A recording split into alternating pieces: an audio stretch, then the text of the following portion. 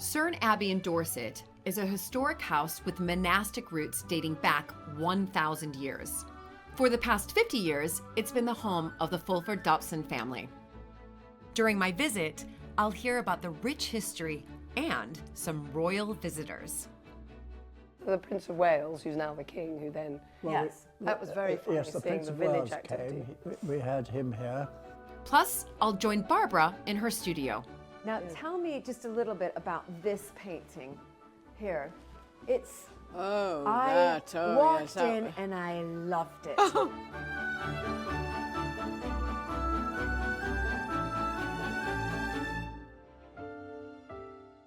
Welcome back, everybody, to the drawing room here at Mapperton. And this time, I travel and visit the wonderful Cerne Abbey. It's the most beautiful historic house. It's nestled in the enchanting village of Cerne Abbey, and Cerne Abbey is here in Dorset. For the past 50 years or so, it's been the family home of Michael and Barbara Fulford-Dobson. And Michael served in the Royal Navy for, can you believe this, 36 years. And Barbara is just a brilliant artist. The Cerne Abbey is where they raised their 3 children and really where they have lovingly and respectfully cared for a piece of England's architectural heritage with, might I add, monastic roots dating back to 987. The bonus here, though, is the family are friends of ours, so I was really excited to see them again.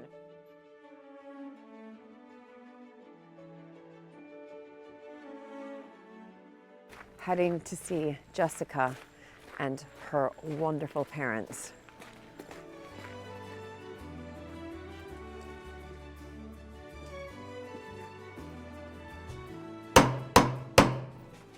Quite a knocker. Hope you heard that. I think I did. So it gets a bit stuck. Hello. Hello. Well, wonderful. Finally, you're here. Yeah, I'm finally here, and that's impressive. Yeah, no, like these things, they echo around a bit, but it's the handle you've got to be a little careful with. Can get a bit dicky. Like everything. Yeah. Everything in these historic houses.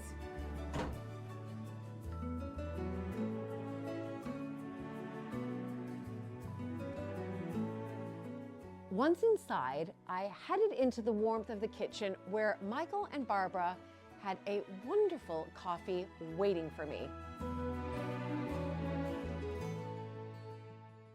So, come on through. Okay. We'll get Brilliant. hopefully mid-flow with the frothing of the milk. Now what we got, here we go. The Capitano and his Mrs. Julie. Remember Julie? Hello, my favorite couple. You are my favorite couple, you know that. Hello. It's lovely to see you. Thank you Nice for to meet coming. Michael. Hello, Barbara. About me. You're my favorite woman ever. How Look, brilliant. frothy coffee. I'm doing some cappuccino. Would you like that?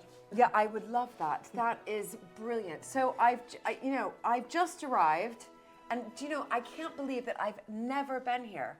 I've seen you so many times at Really? Mapperton, drinks party, all of that, but I've never been here. So this is a real treat. Well, I'm so pleased. And beautiful to drive through the village.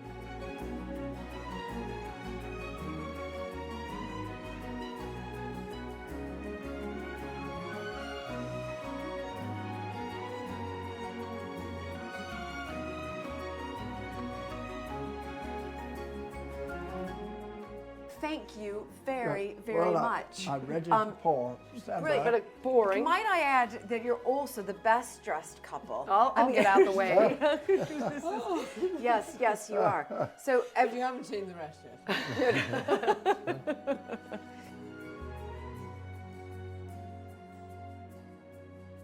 with our cappuccinos in hand, we then settled by the fire in the hall. I think that's an interesting thing.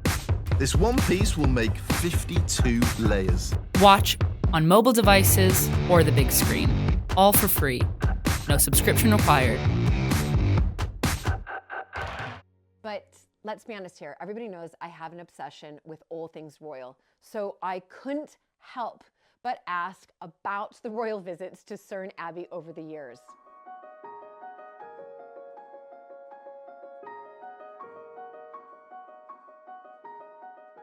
when I walked up the path there, I saw several royal visits, including a prime minister. So Winston Churchill has been here. The Queen Mother has been here. The Prince of Wales, who's now the king, who then... Well, yes. That was very funny, yes, the seeing Prince the of village Wales activity. came. We had him here. In fact, there's a picture of him over there. Right. Taken here, which was lovely. And we've also had the Wessexes. You have the Wessexes. They came for lunch one day. Why did, well, now King Charles III come here? Why? Because I was Lord Lieutenant at the time. Right. And he came to Cerne Abbey to do something in one of the houses here. And he needed to be entertained in between venues. Right. And so he came to us, sat in the drawing room and Powdered his nose when he wanted to. had his cappuccino.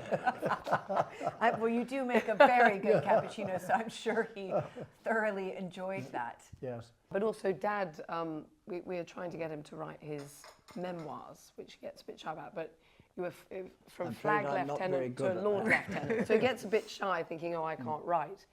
But I think, yeah, I always find it very interesting. And recently, they went. They were.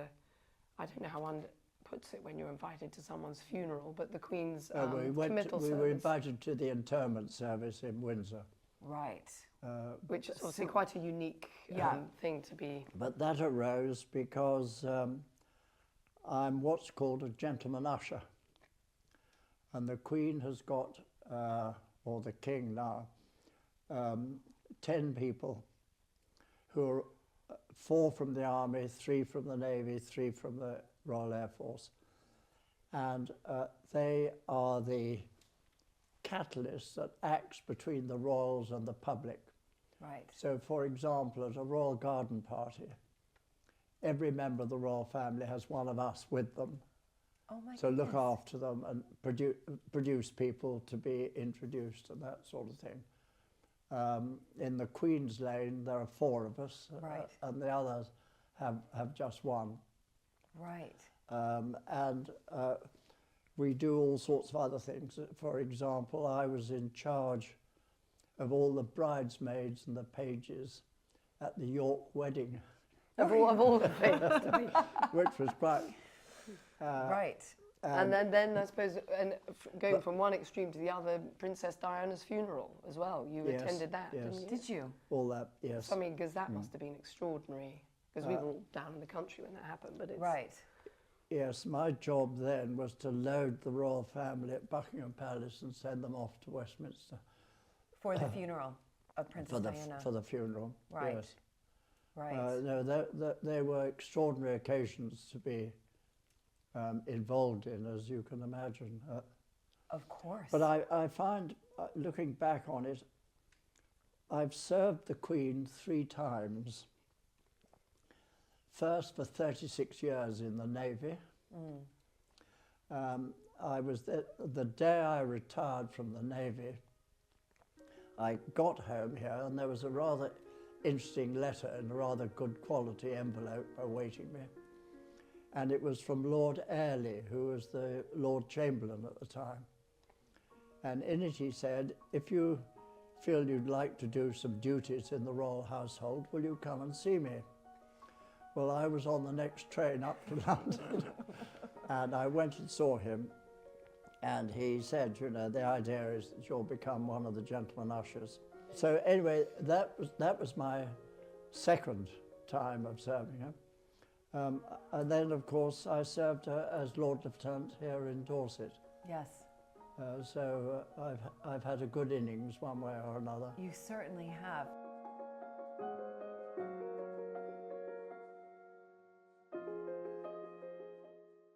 It was absolutely fascinating to hear from Michael about his lifetime of service to Her Majesty the Queen. And I felt really privileged and honored when he offered to show me some of the medals that he had been awarded.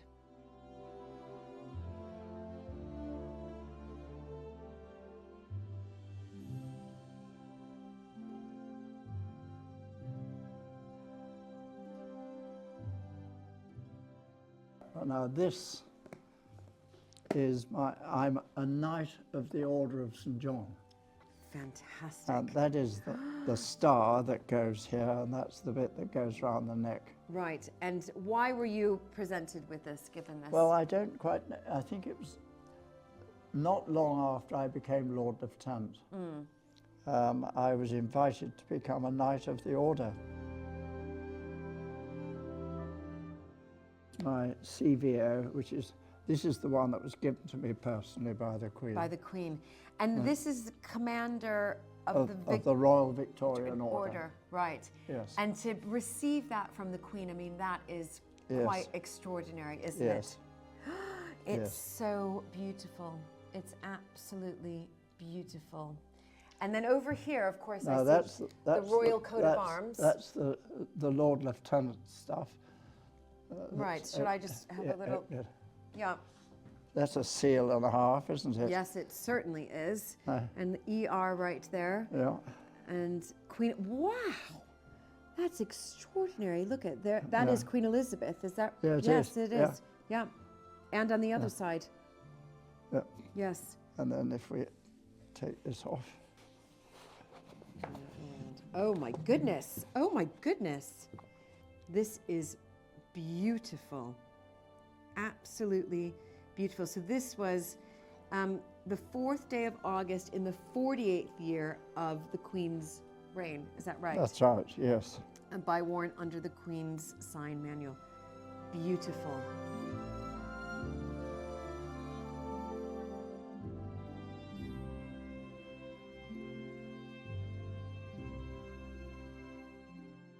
As with so many of the historic homes that I visit around the UK, each owner really does make their mark. And there's one room at Cerne Abbey which really does speak of Barbara and Michael's life together.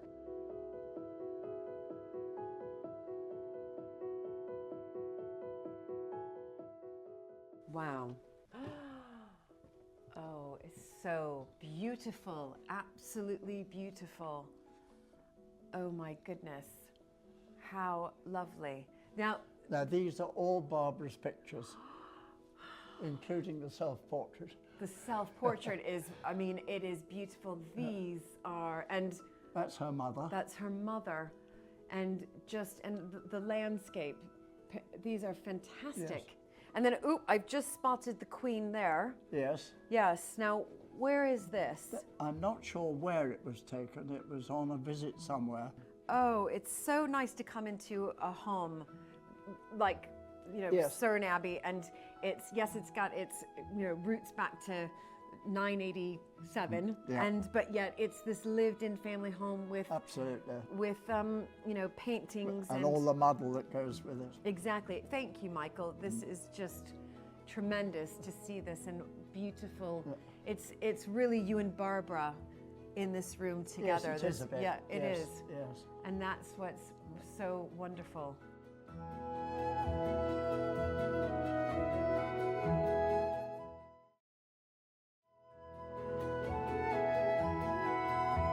All around the house, Barbara's artistic vision is plain to see. It's everywhere, and her work is stunning.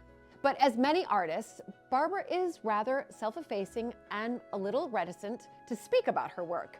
But she did invite me into her most sacred space, her studio. And there she told me about her childhood during the Second World War and how she really transformed the studio into her haven.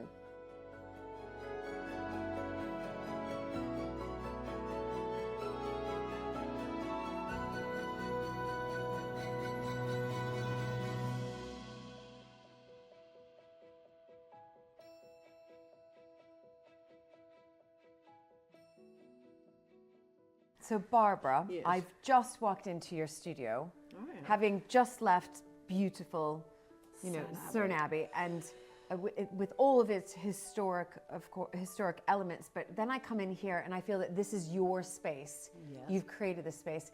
Tell me just a little bit about what happened when you saw this space. What was it like before you converted it, and what was your vision in creating what it is today? How many hours have you got? A lot. No, all I remember is that when we came, this was completely rubbered right across for cards, and then the rest was all, you know, Concrete. Concrete. Right. Because basically the top part wasn't there. Right. I mean, all the roof it was was put all in. on the ground, really. Right. A shell. It's Right. shell. Yes. And so anyway, we sorted it out. And You that was sorted it. that. But was this a dream for you? Because a little bit of your background, you're an artist, and I've walked in here and I've seen a lot of your pictures are Italy, and I have a love of Italy myself, and it clearly you do as well. But you are Italian. Yes. I would, if I could take this to Italy, it would be perfect. Being a mother of Yes. 3 young girls Yes. here, Yes. was this your way to escape? Did you feel that you came here and you were able to create an escape? Because I know I'm a mother of 4. Yes. And it's hard. And Yes. did you feel that this studio... Well, no, it helped me to go to something different, you see, Yes, and to yes. forget about them. Yes. Not that I didn't want to be a good mother, No, but no, you know. of course not. But to have space for you. And did you feel also that this gave you the opportunity to create that space of Italy with your parents? Yes, yes. So, Barbara, now tell me just a little bit about this painting here. It's Oh, I that. Oh, walked yes. that- in and I loved it because do you know what it reminded? because you'd never had a thing like it. Because it reminded me of me, a mother of 4 Really? with children. So tell me about this. It's a work of art. Well, I was not feeling in a very good form, I can tell you that much. And the children, you know, she was whining for food, and here was all the things that I hadn't made money for, you Yep, know, and bills, I I owed see the it. I bills, owed yep. it. I owed it all that. She hadn't eaten for some time. I'd got my thing there, and all he could do was say, "Just leave me alone. Leave me alone." It's the child going, "Oh, mummy, I haven't had anything to eat. And look, it's only 9 o'clock. Oh, will you just have to wait?" You see? Yes. That's yeah. it. Your art is magnificent. Oh my goodness! I mean, it's a pity you didn't say 10 years ago or something. But it is. And would you say that this, out of all of your pieces, what is, for you, what is your most special? Oh, I For don't- you. I think almost that really, because it was it meant so many children or men or women would have had that feeling. But I have to tell you, nobody could have done anything like I could when I started that. Nothing, because I remember my mother saying, "Well, just get a piece of paper and do it." Like, oh, piece of paper and things. And it was quite extraordinary. She said, "I'm not going to help you." She said, "But I'm going to say things that you should try and do." She said, "And then I might sort of thing."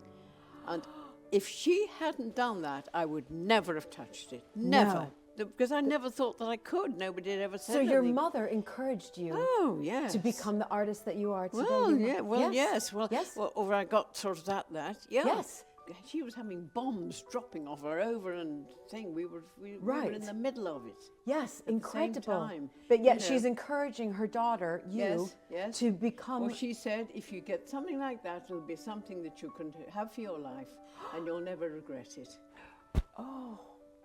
That's Which what I your mother suppose was- is true, yeah. because That brings basically- tears to my But eyes. because, no. But she was a lovely mother, wasn't she? Aren't we lucky with our lovely mummy? So Yes, that's yes, she but was. that is lovely. Yeah, but she's dead, I unfortunately. I know. She's probably in a better place. I hope so.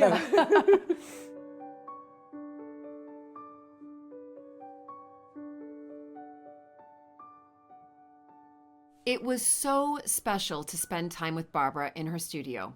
Family really is at the center of Cerne Abbey, and during the past 50 years, the Fulford-Dobson family have taken on the preservation of this 1,000-year-old historic house and have made it into the most welcoming and wonderful family home. Sitting by the fire, I was keen to find out from Michael and Barbara what it's been like living alongside this 1,000-year history.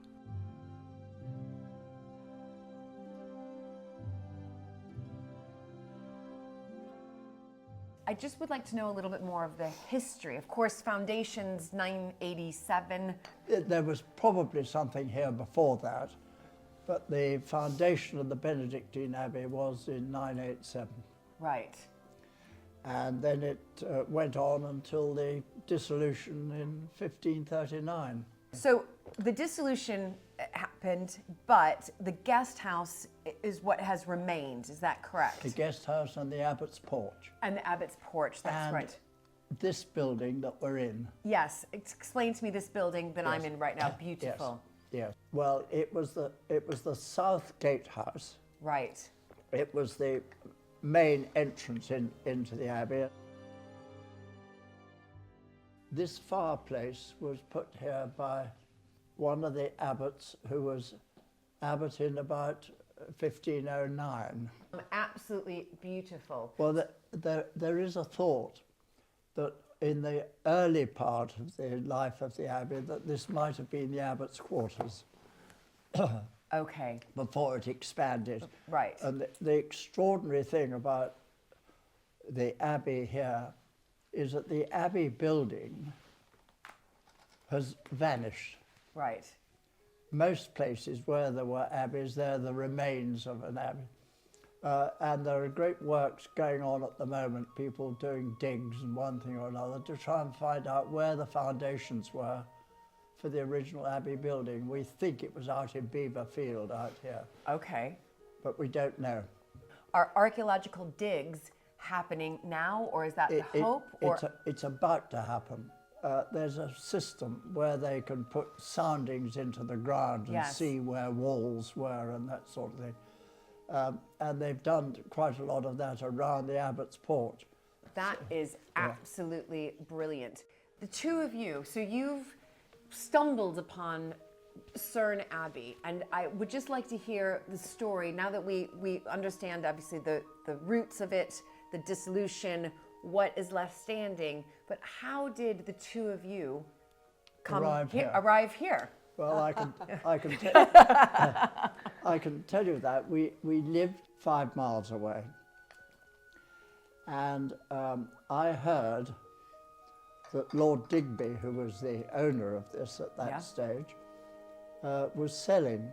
I had a conversation with him about the abbey, and anyway, he agreed that he would sell it to us. So we bought it, and that was in 1957. No, the conversation though, you bought in 1978, 79. 79, well, you're quite right, yes, 79. But the conversation yes, around. that's what happened You're earlier. quite right, yes, it was. We actually bought a house without a roof.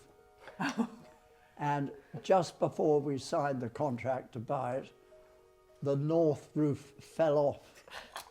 Oh my goodness. And Eddie Digby rang me up and said, "What builders are you going to use?" And I said, "Well, do I need any builders?" He said, "Well, the roof has just fallen off." What was it about Cerne Abbey that drew you to not just this beautiful home, but knowing that there would be a lot of work that would be involved in it? Yes, I think it's because I liked the house in particular. We quite like living in a biggish house rather than a small one. And I think that when it came on the market, it seemed too good an opportunity to miss.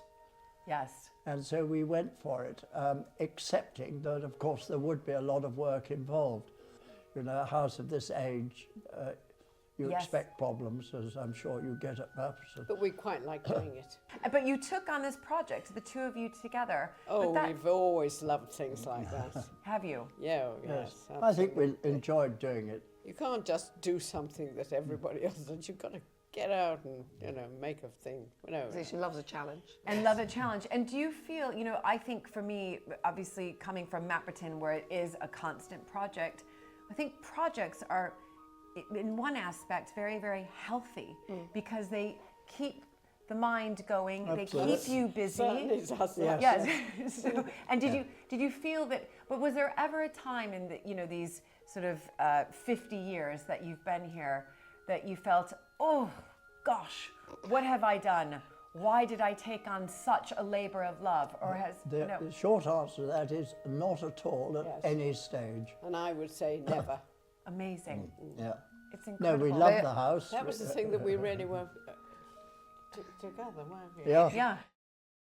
Barbara, I would love to just hear from you, coming in here as a young mother, but also an artist. I look around all of these walls here, and I know many of this, and I know throughout, dotted around the house, this is, these are your pictures. This is your art. I'm going to speak for my mother because I know she gets quite shy. Yeah. So, Mum, do you want me to tell a little bit? Because I know you'll be like, because she's so self-effacing. Yes. A lot of her interiors, I suddenly realise, as you've just said, the rooms you're sitting in here, because she didn't arrive and had a whole collection that you can't move, like a museum, she arrived with walls that were empty. Right. It's And fascinating. your mother's family house had a direct hit during the war, so a lot of their possessions were either blown up or you're just going down a different line. So Mum was a big collector, the two of them together, and so these rooms are a bit like her paintings. And I've never fully appreciated that when I go and I think that the atmosphere, when you open the curtains, every detail you're looking at is being put in by my mother. Right. And so they loved it together, but their combination, Dad's loved all the restoration, but Mum loves all her team that come and work here. And some of your happiest days are out with Terry, all the different people who are helping, realising your vision. Because this has been lots of visions that she's... with two people, you don't want everybody to be doing the same thing, so it's much better for one doing that. Yes, that's exactly right. I absolutely understand that. Well, here we are, 56 years of marriage that you're witnessing here. And Incredible. Touchwood still going strong. Still going strong. Still going strong, and what a beautiful home that you've created and raised your family in, and but continue to do the work. I mean, what's extraordinary is arriving here and seeing Jessica, and you say, well, so we've got works going on here. I mean, it reminds me of Mapperton. You're never alone. It's never very quiet. Yeah. And these are craftsmen. This is painstakingly time-consuming to make sure that you are preserving this part of England's heritage and doing it the right way, and to make sure that generations can then enjoy it further on. Yeah, So, no, it's quite something seeing it. As you say, people go, oh, just slam a little window in there. But it's like, no, how it's all done with Grade 1 listed is everything has to be as it was, which again does keep the craft alive. Yes, it does. It keeps the craft alive. But I'm conscious of the fact that we're really just custodians. Absolutely. We are. That's our role. Yes. Over the past few years, Jessica has been spending more time at Cerne Abbey. Walking in the garden, she talked to me about the huge responsibility she feels for the future. Fascinating, of course, seeing your parents. As I always say, they are my favorite couple, apart from my in-laws. Okay, yes, of course, of course. But, being here now and seeing all the work that's gone into preserving, this beautiful historic house, do you feel that you also have this responsibility of taking on the reins, of course, if and when that happens, and how does that feel? Because I know going into Mapperton, it's been quite daunting for me. Right, because yes. it's a lovely home, but it's a big project. Yeah. Constantly. Yes, yes, it is. I found that COVID for me was the time that, I was away doing my own thing. And again, the difference as a modern woman now, when we have other things that we're doing, there's that element of suddenly at a time in life which COVID brought of, oh, there's a responsibility here that I could either welcome or just say, after this, we'll let it go. Right. And I've got two sisters. I'm the middle one, bit of the loose cannon, I call myself. I'm middle too. There we go. So I feel I've always loved and appreciated living because my parents made us appreciate where we were living. Yes. It was never taken for granted. And we always worked hard with it. We were sent out to do the gardening. I was the best at the gardening, even though the others. But what was interesting with COVID is I suddenly realised actually I did have the gardening in me. And my mother, a lot of women, are very precious. I remember a friend of mine whose mother every year won every show for her carnations, her peonies, and no one would have been able to do anything in that garden.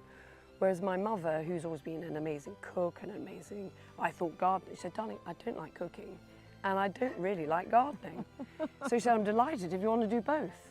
And so for me, it was suddenly realizing that with the clock in life turning a dial, that I was now alongside my parents and thinking, yes, I feel I can hopefully see my mother juggle what she could as a woman. I thought, well, perhaps I can juggle still my life and this, certainly for now, whilst touch with this going strong, but I'm helping with a lot of the projects that they don't want to worry about. Right. And I'm enjoying that, and they're letting me embrace that. And so with the gardens, we're going along and see Terry in a minute. With COVID, there was a big wall just over here that we were always, my parents were like, let's just let sleeping dogs lie. You know, ivy, my mum was like, if he pulls out, the whole lot will come down. And that's Right. more, as I say, Bill, but dollar signs flying Yes. up. But it was the time when Dad said, do you think we tackle this wall now? And Because there was time. We there all was had time. And also you realise with Terry, a lot of these people with these crafts and skills to do it, they are not going to be around forever. No. So I'm like, we've got to make the most of it. Yes. So I'll show you that, you know, it was like a carpet and my hands, no one told me how brutal gardening can be. I mean, I woke up like, oh my God. Every morning during Yeah, COVID. because someone said, well, perhaps use a hammer next time, but you know, you live and learn. Yeah. And so we started that, but since then I have been taking on more and more. And I do relish the idea of trying to see how for the next generation we can preserve the tranquility of the place and the authenticity. Yes. But it's that balance. Some people go very, very commercial. You have to, because we've got to keep the tiles on the roof. Yes. But there are ways of trying to handle it so it's not ruining here. People love to walk in and Mum even leaves notes saying, this bench is waiting for you. Right, And, you know, right. but just so people feel no one's there, but they've just stumbled across somewhere. Yes. It's a challenge I feel I'd love to take on, but we just have to see what we never know. Yes, exactly. But I'm up for it. But you're up for it. That's brilliant. And I feel balancing that, you know, why not? Yeah. Women can balance a fair bit. yeah. can't Oh they? my gosh, we're the best balancing act. Yeah, my There- mother's there been a is. good example of it. So I thought, well, let's try. Let's go and see Terry now. Okay, great.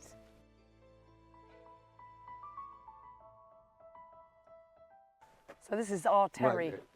Well, Julie. hi Terry. So nice to meet you. I actually call him Sir Terry of Cerne a lot because he is like a knight in shining armour. Since my parents came here, he's been mending the walls, which in these places, as you know, Of course. go on forever. Yep. Forever And and just ever. as and when you finish, you're back where you started, which More or Terry less, sort yeah. of is. It's like doing painting the Forth Bridge. yeah, exactly. Right, exactly. So now what's happening here, Terry? What are Well, you doing? I'm going to have to try and replace this gate now because this door's hinges have broke off on the bottom Yep. and that one's come loose. So I'm going to have to try and rebed them back in somehow. Okay. Oh my goodness. Probably with lead and With the good old stuff. yeah, good old Yeah. stuff. The Yeah. good old stuff. Because we like to cling on to the doors. My parents love the doors, and even though Yes. Terry's like, that could As be a you- new bit, we just love seeing As the you can botching. see, You had to reinforce it. they've been reinforced over the years. And there comes yes, a point yes. where it's... It's the old, it's marrying the old and the new, isn't it? Now, talking is. of which, we've got our brand new COVID wall, as I call it, Is it really called the COVID wall? because this was completely covered in ivy, wasn't it, Terry? Yeah. There was a bulge here that looked a bit ominous, and my parents were like, oh dear. But it's a rather extraordinary wall. Can we just, because it's to me, it's built differently than sort of the traditional walls that I see Yeah, dotted it- all around England. Yeah, this is That's the flint. this is a traditional stone and flint walling. It's one of those things that when you look at the actual main house, you can see that the fashion is using the local stone, which Yes. is literally everywhere. Yes. Because when this was an archway, a Saxon archway, was this wall here when the leading up, it makes you think, why would it not be? Why would it not be? There used to be an archway, a gateway or something just here. Yeah. Because the modern stones are still in there. Yes. Ah. And you see a join down the wall there. Yes, I which see that join. That port wall was built before this one was. I see. Okay. Yes. So then this was an addition. And Yeah. this was an addition to the, yeah. And Yeah. as you see, it is quite a long wall, and if you imagine when we were pulling the ivy off, my parents were like, we've left this for a while because we feel the whole lot could come down. Right. But it was actually in surprisingly good Yeah, condition. it's It not had too- roses in considering, it. apart from the top, what, 2 foot or more, Rest of the wall was not too Now, bad. this is now what I'm seeing here. Is this what you were pulling out during COVID? Yeah. Is this the remnants of Yes. the ivy? Yeah. And I Look tell at you, I this. couldn't move my hands. I didn't realise Look removing at- ivy would be so. I'm just helping you a little bit Thank more you, here. Julie, thank you. Any time. Look at this. So I've got a So war on ivy. Not that we like wars, but if I see ivy on a wall, I say to Geez, Terry, so- I'm doing it for you. I will But take this it was it everywhere? That You was can't- you you couldn't couldn't even see see it. the wall. No. No.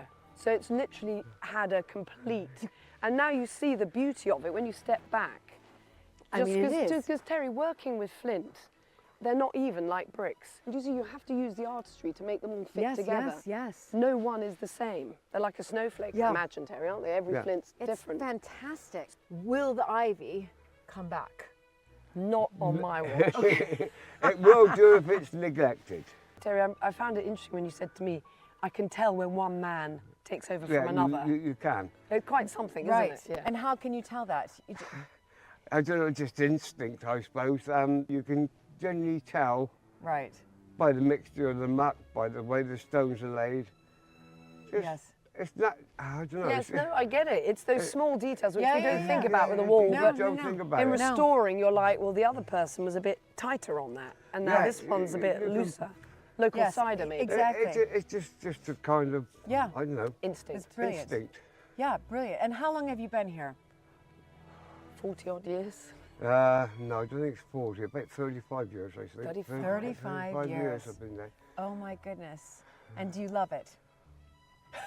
Yeah, good question. You do. You and Mum, it's just, Yeah, me and your mum, yeah. They keep there, they love it. They do a lot of, he helps with the restoring and visions that she has, and it's, they do a lot of great stuff.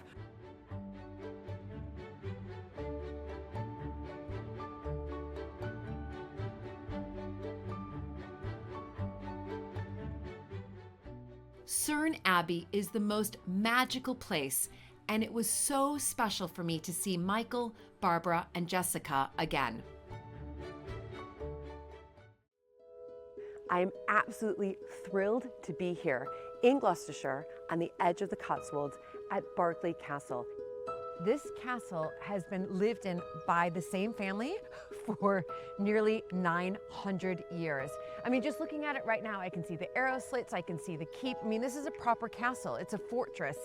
It's incredible. But I also know that a king was imprisoned here and murdered as well.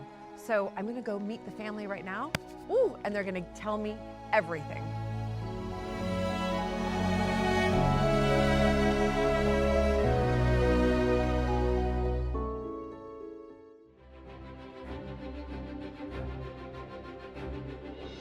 When I married into the British aristocracy, it was the start of a wonderfully exciting journey.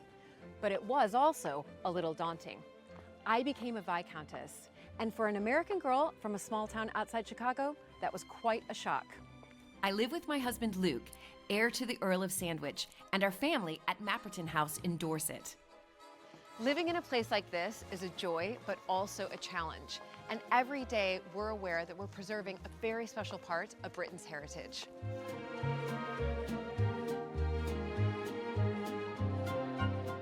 Mapperton has opened up an extraordinary new world for me, and I can't wait to share it with you all.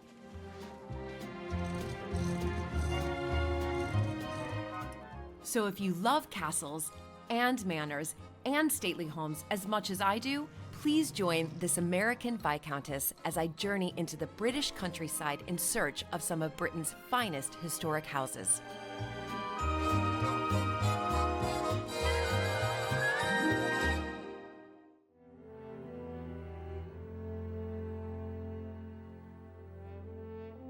Hello and welcome to the drawing room here at Mapperton. Thank you once again for joining me for another fascinating historic house visit. This time I'm at Berkeley Castle in Gloucestershire, and Berkeley Castle has been described as an enchanted castle and is everything you imagine a medieval castle to be. It is spectacular. Wow, and incredible. It's like walking back in time. It's a real fortress. I mean, this has this feeling of sort of defending itself from invaders and clearly imprisoning a king.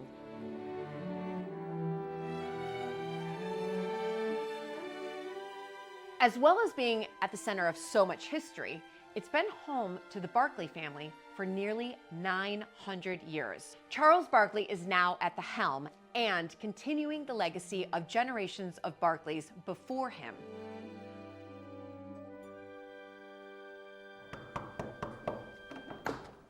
Hello. Hi, Julie. Oh my goodness, so nice to see you, and Good to see gosh, you. to be here. You know, the pictures don't do it justice. It's magical as you come in and approach through this door into the Great Hall. Oh my goodness. The banqueting hall.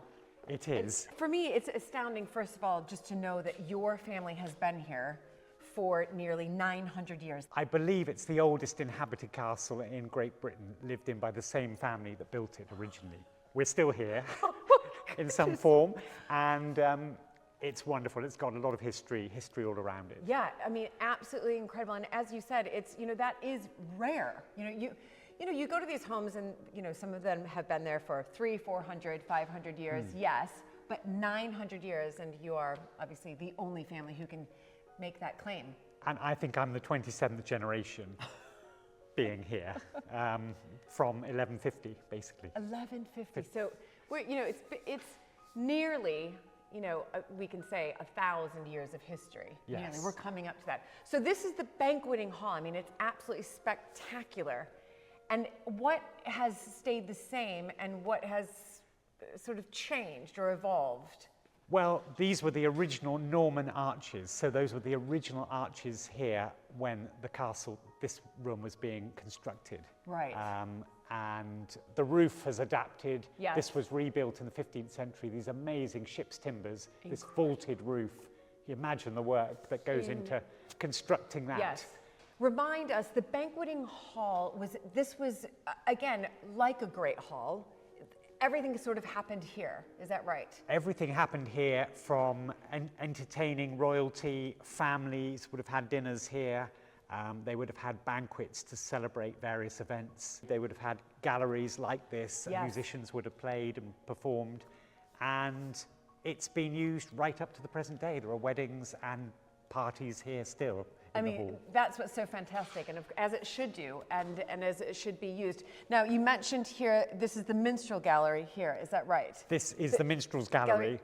And is that the original minstrels gallery? This is one that came from a house in Wales called Cerne Abbey, and there would have been a gallery here, but it was stripped away. This one was brought in, and they added Berkeley coats of arms on it, repainted it. And there's a famous story of the last royal jester in the country told his last joke from up there. He was pushed apparently from that balcony and died in 1720s, but he was the last royal jester in the country. Oh died, my goodness. Supposedly from this balcony. Oh dear. For telling bad jokes. He was pushed to his death. Pushed, and he was the Earl of Suffolk's own jester. Right. And died in this room, but he was a celebrated character of his time. And it's quite common, I mean, I know this just at Mappleton as well, some of our fireplaces, the mantles were brought from other stately homes, historic homes. You would find them and then you would bring them into your own home as well to sort of keep with the look and feel and be sympathetic to what you're doing. Is that what's happened here? There was once a minstrel's gallery, it had been removed, and then it was brought back in. Absolutely, brought back in, redecorated, in sympathy with how the building would have been. And actually, talking about fireplace, this one was brought from another property, an old Elizabethan property on the estate, and by the 8th Earl and established here. So tell me a little bit about the 8th Earl then, because you've mentioned him here, and he was somebody who decided to, right, I'm going to be sympathetic, I'm going to bring it back to its original sort of look and feel. He did. He decided that during the Victorian times, a lot of the rooms had changed in their style. They'd been wood panelled, and he stripped that away.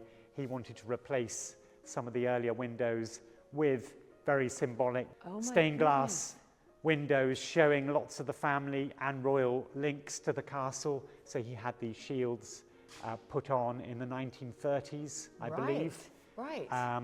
He put in new doors, he put electrics in the castle, he brought in a lot of stonework and doors from other places, travelled through France and Italy, and salvaged a lot of things to turn the castle back into what he felt it would have been originally. Yes. A Norman castle, which A Norman is what castle, it was. Exactly. But it had been changed slightly over the years. Where is your coat of arms, just so I get it right? Julie, here, that shield there, the chevron, the upside down V with those crosses, that is our the shield, the Berkeley shield. Okay. And that goes back to 1300. So, for example, the Berkeley there, William, the 12th Baron of Berkeley, he actually left the castle to Henry VII and his heirs. He wanted to become a marquis, and he had the castle taken away from him for his actions, that the king didn't approve of some of the things he'd done, and it became a royal castle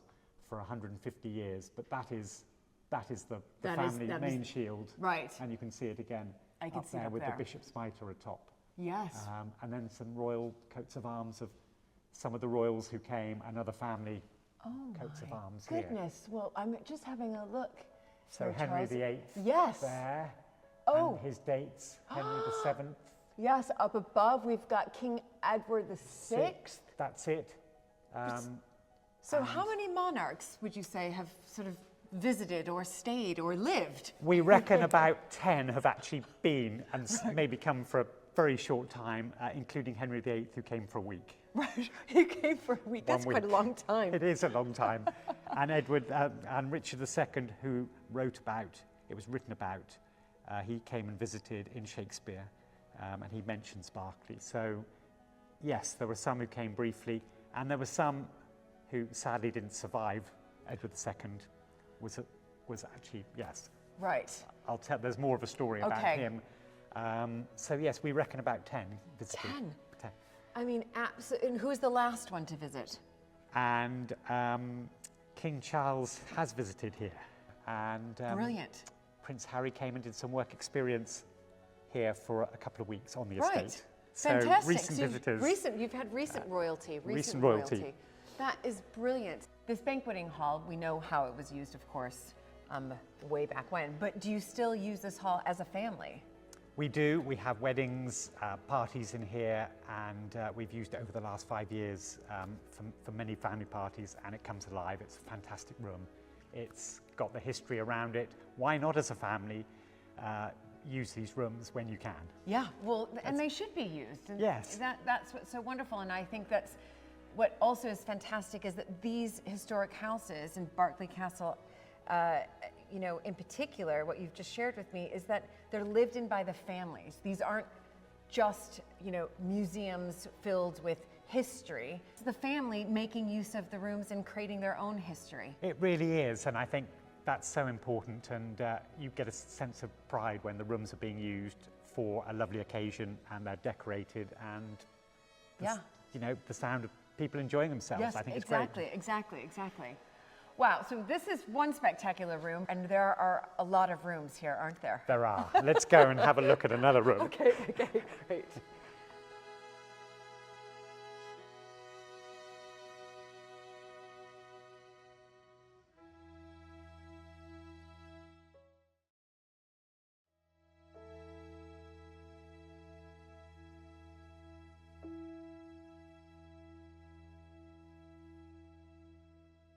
Where are we heading into now? Well, Julie, we're going into the long drawing room, the sort of Regency period, lovely rooms.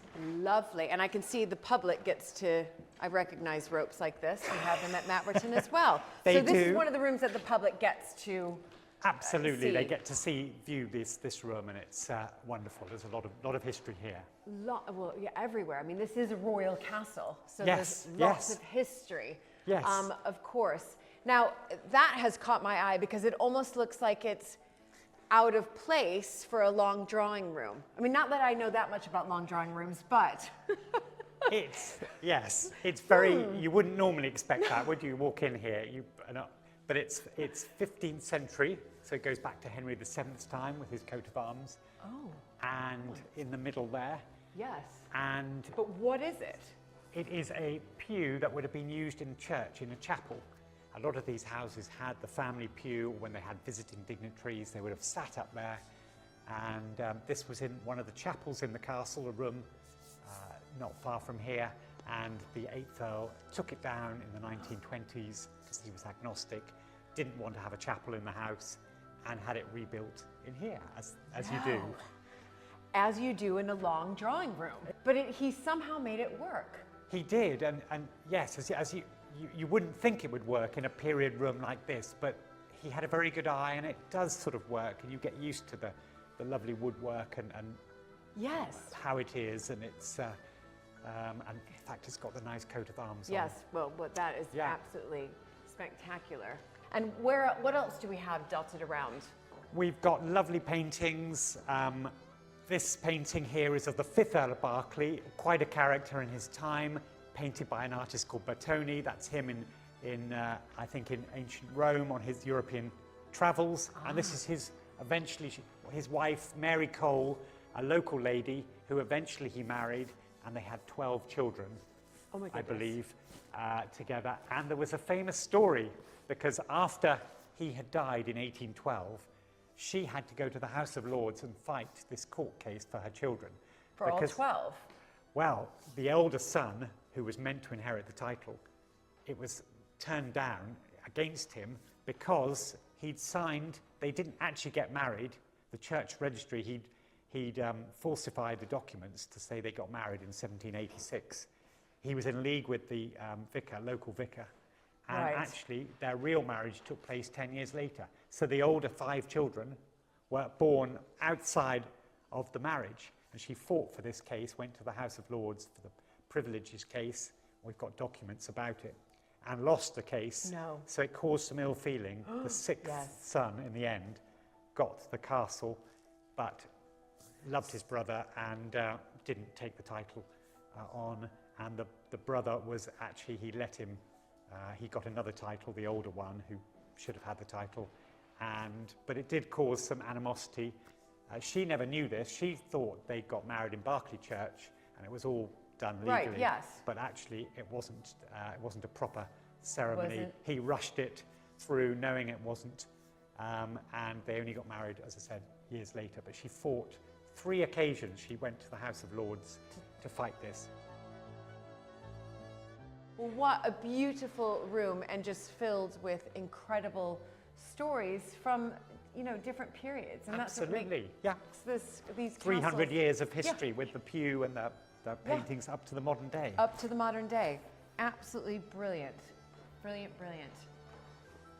Okay, should we walk through into here? Yes. Look at those carvings up there. Oh my. Okay, the thing that I'm just going to tell you right now, Charles, not knowing anything about this room, I know nothing about this room, are the beams. But should I be in awe of the beams? You should. Okay. Well noticed, Julie. Because these are all solid ships, again, oak timbers, and they say that they used to get the cannons on top of the roof. You had to have these strong, there's quite a naval connection with the family. But these are all from ships. You can see some different sizes. Yes. You see it very much in this room, though, the size of the beams. That's incredible. I mean, and the room's slightly lower as well. Yes, it's the first thing that caught my eye. I mean, it's a beautiful room. There's incredible tapestries surrounding me. But funny enough, that's the first thing that caught my eye. Solid, good, big oak beams. This was all wood panelling around here. It was stripped away by the 8th Earl, so to reveal some of the stonework, which has been redone. And then the tapestries to keep it warm. So the tapestries are actually being used in a way. Absolutely, I think really well. Yeah, there's really, a series well. of lovely tapestries that warm, lovely make the room cozy. Tapestries. Fireplace that came from somewhere elsewhere again.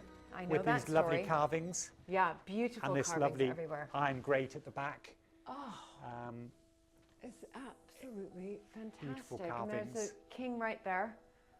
So is that Charles the First or the second? I think that's the second. The second, yes. And that's the Duke of Northumberland. Okay. Again, rather lovely, 2 lovely paintings. No connection to the family, but it was acquired That's by all right. the It's a family. connection to our family. So that's Charles why II, that's why I always spot Charles II in any room or anywhere I go.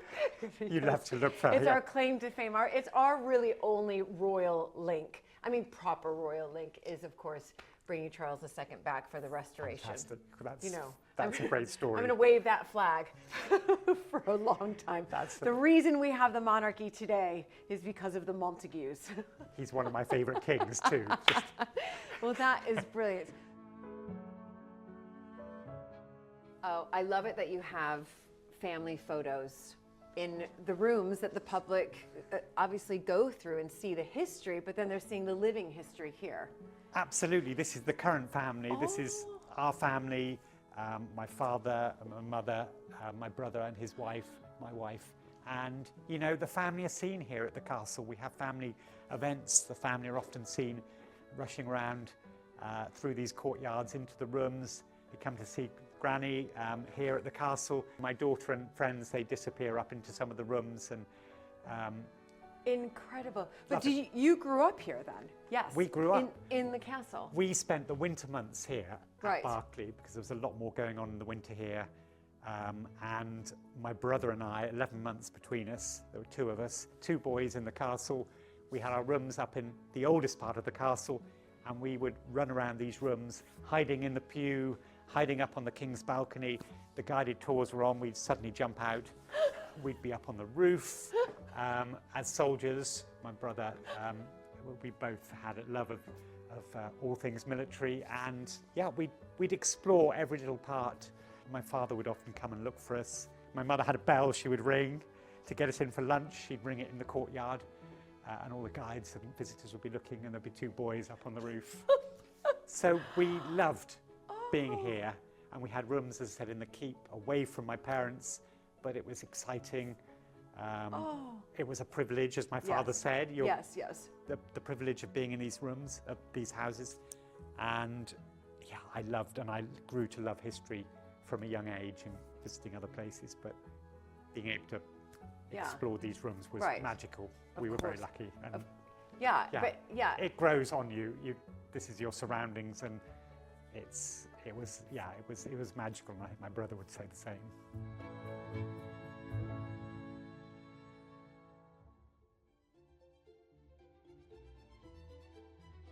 Berkeley Castle played a major role in a gruesome and chilling event of British medieval history. Charles led me to the keep, the oldest surviving part of the castle, to tell me more.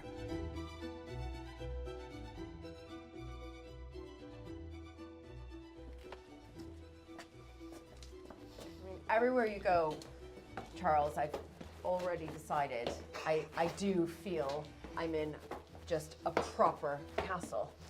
It's really maintained and retained all of its features. It certainly has, and you've got these incredible trip steps, the original steps coming up into the oldest part of the castle, the keep. Well, what are trip steps? They're made so they're slightly uneven, on different angles even, very solid stones, and the enemy coming up here would trip them up.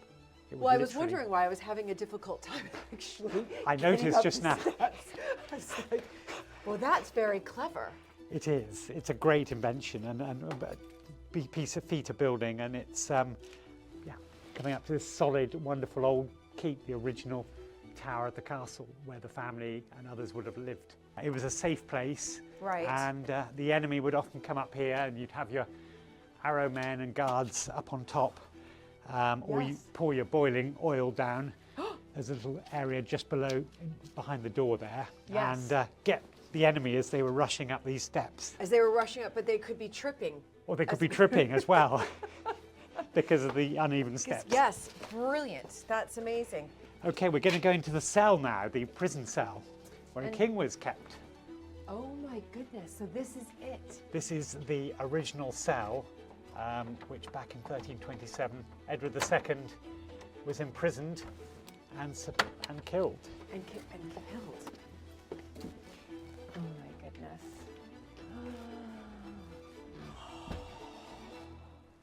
This is where a king was locked up, basically. It was, Julia. King Edward II was imprisoned in here, locked up. 6 months he was kept as a prisoner, looked after well, but nonetheless he was King of England, and there were guards outside. Right. and the Berkeleys apparently left the castle, went somewhere else, had no part to play in it. What had he done? He hadn't really done anything. He was considered at the time quite a weak king. He'd lost battles against the Scots. He had his favourites. The barons became very powerful. Supposedly his wife, who was the daughter of the King of France, was having an affair with one of the barons, Roger Mortimer.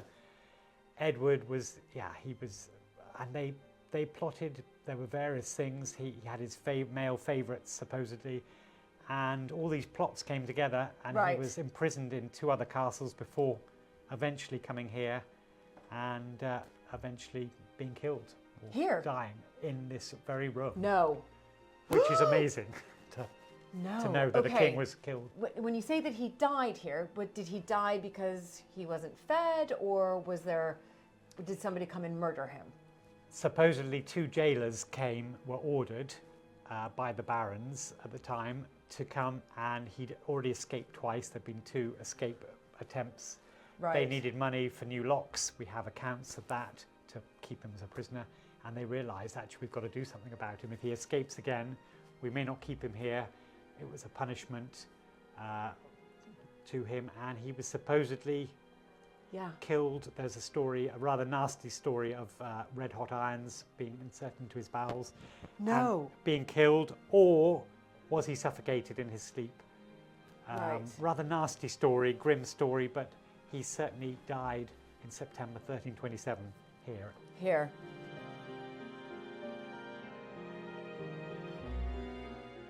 Was Edward II the only person, I mean, I know he was the only king to be imprisoned here, but was he the only person to be imprisoned here? No. Was this used as sort of... I believe there would have been other prisoners who would have been put in here before Edward II, and again after, probably another 100 years after. This would have been used as a cell. As a cell. People would have been kept in here before. Some of them would have been thrown into there is a dungeon here in the castle, a pit, with rotting animal carcasses on top. In fact, Edward, they tried to kill him in that way. The rotting animal carcasses in the dungeon, they thought the fumes from that would eventually kill him. But he survived. He was made of strong stuff, and the fumes, you can imagine, would come through into this room from the dungeon. But he survived all that, and they had to find another way. And they thought eventually he'll just die from the horrible fumes. But many prisoners would have been thrown in the dungeons. And that would have been it. That would have been. But this was a cell. Yes. Back in the time. Yes. A holding cell. You did say that your ancestors had nothing to do with his imprisonment. But what happened to them when Edward II was here imprisoned? Where did your ancestors go? Well, we think Thomas wanted no part to play in it. I don't think he had any say in the fact that Berkeley was that Edward II was going to come here. He would have known, though, but he went to one of the other manor houses in Bristol, and he was pardoned. He was at first questioned and then pardoned that he had no part to play in it. They left it to a group. There were 3 or 4 jailers and people living here guarding the king at the time, and they went to their other house, then came back later. And then came back. But he wasn't executed, or luckily he kept his head. Yeah, luckily. They were good at keeping their heads, the Berkeleys. Yes, for 900 years. For 900 years. Keeping on the right side of the king or queen, which was important. Exactly, at the time. I don't know if it's a good thing that we connected to that, but it's a story, and it's history, isn't it? It is history, and it's just you're standing in this room right now knowing that, Edward II was definitely pacing back and forth, trying to figure out how he was going to escape. And, that's I can't imagine being in a cell, in a car, and knowing he'd been kept prisoner. Right. You can't imagine how it would have been. The castle is still here, and there's a family here. That's what makes it it's quite special in that way. We've got rooms like this, which which tell a story. Tell a story. Yeah.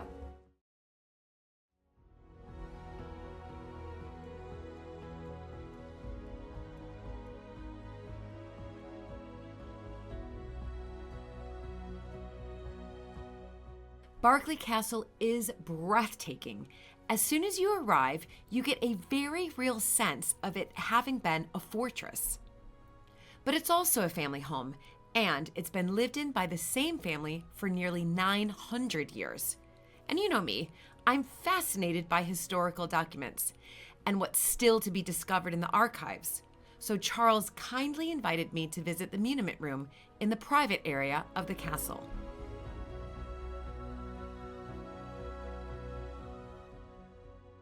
Here we are in the muniment room, Julie.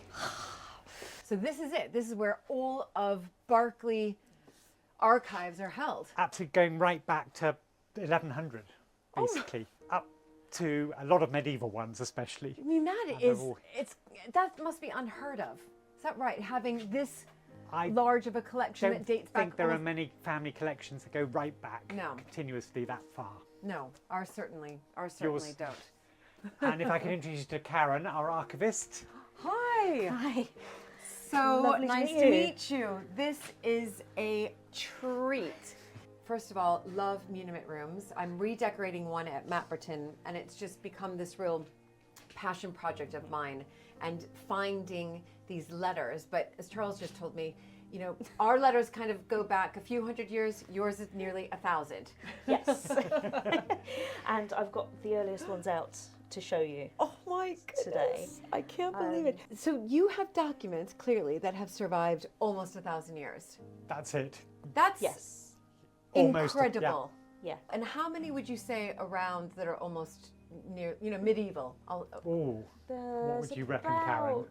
I think there's about 3,000, 3,500 up to 1491, which we have a published catalogue of. And the reason we stopped there was that was the date where the estate passed to the Crown for several decades. Yes.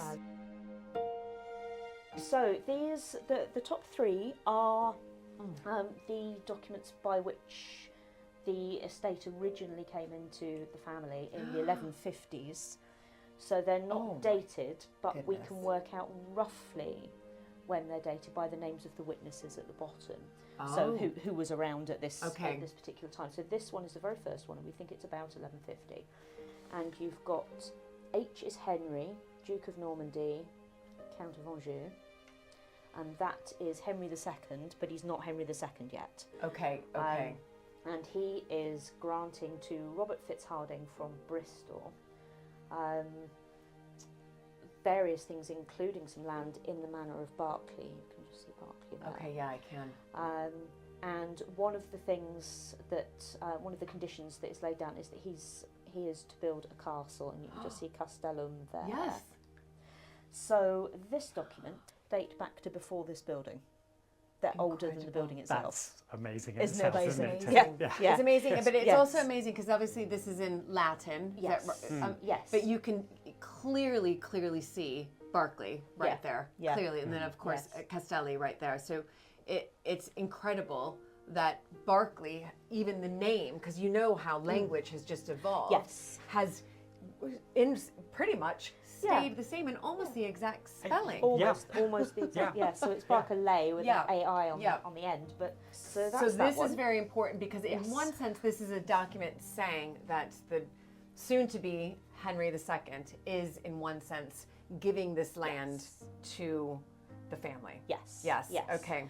And then this one is a marriage contract between Robert Fitzharding's son Maurice and the daughter of the guy who had Berkeley before, and his name is Roger de Berkeley, and his daughter's name is Alice. Right. It's not mentioned in the document.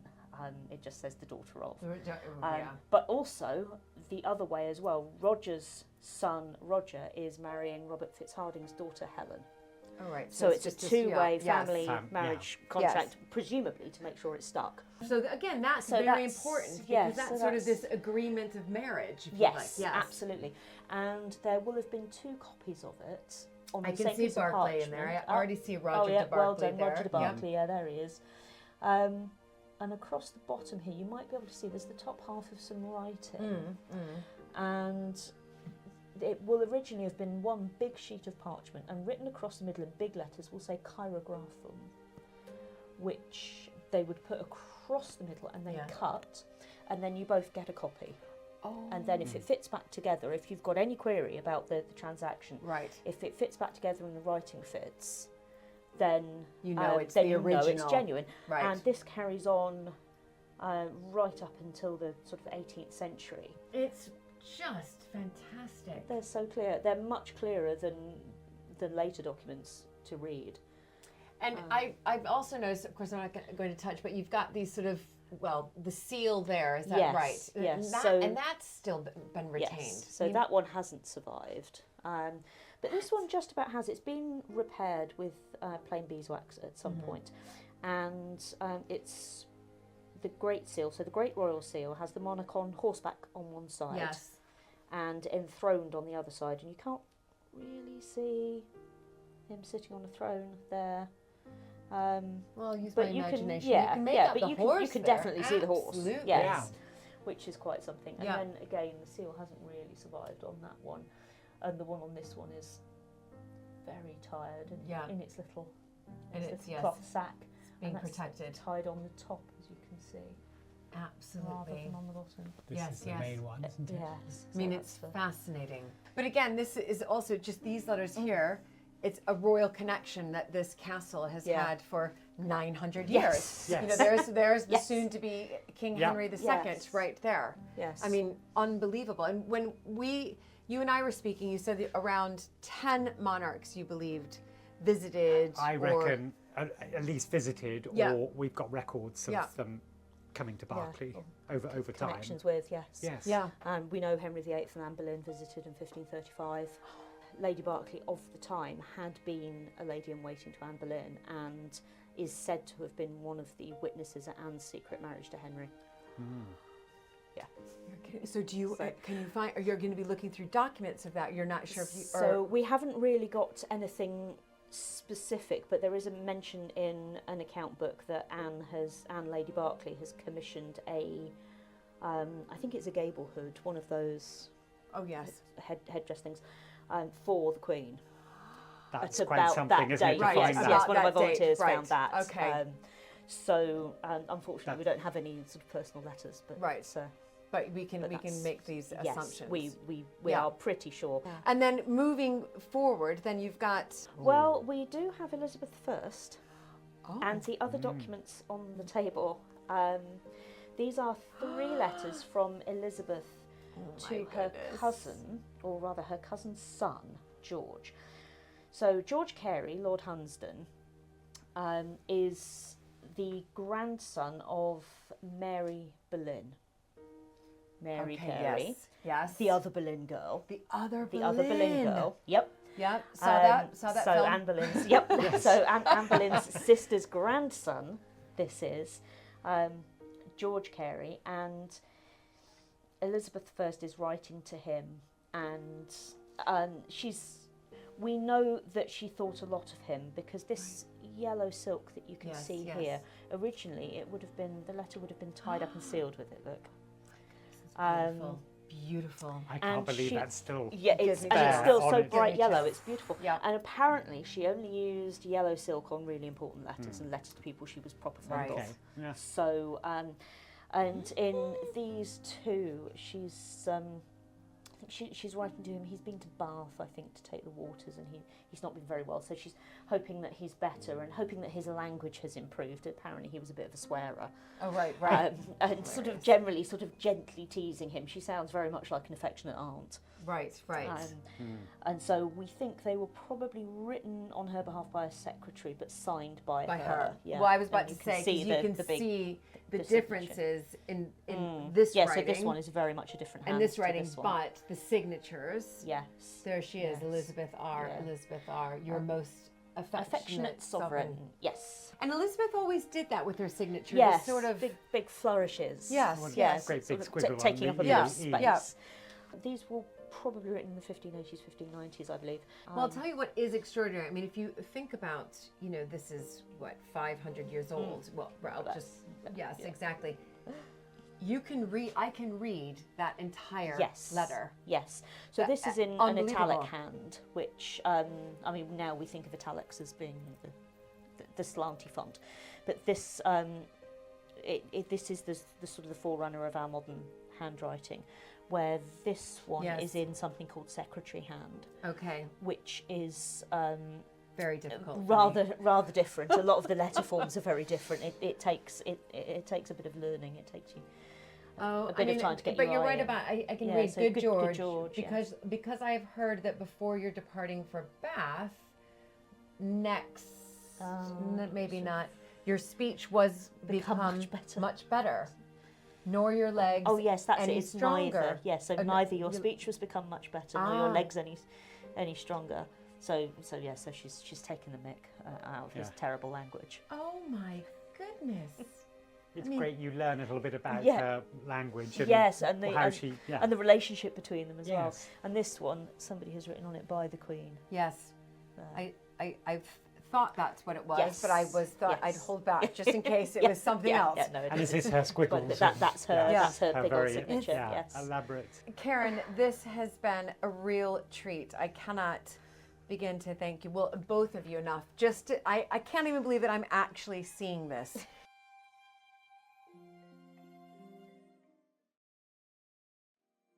There is such rich history at Berkeley Castle. It's literally embedded into the stone walls. To find out more about how this astonishing fortress was built, I met up with castle custodian Josh Nash. This is the original sort of entrance to the keep, the oldest part of the castle. This was like the front door, I would say, right? Yeah, definitely. And so this has been around since, what, almost 1,000 years? Almost, 900 odd, yeah. So you can see it's a much bigger archway, and then at some point it's been closed in. Yes. And in the archive, when Edward II was held here, he escaped twice, and after the second time he escaped, in the accounts it references narrowing doorways to make them more defendable. So we like to think that that was narrowed after Edward II escaped. Oh my goodness. Yeah, we never know for sure, but that makes sense. Now, because you're right. Now I see this enormous door, their front door to the family, but then it's been narrowed. Yeah. Right. Oh my gosh. Okay, should we go up? Yeah, let's do it.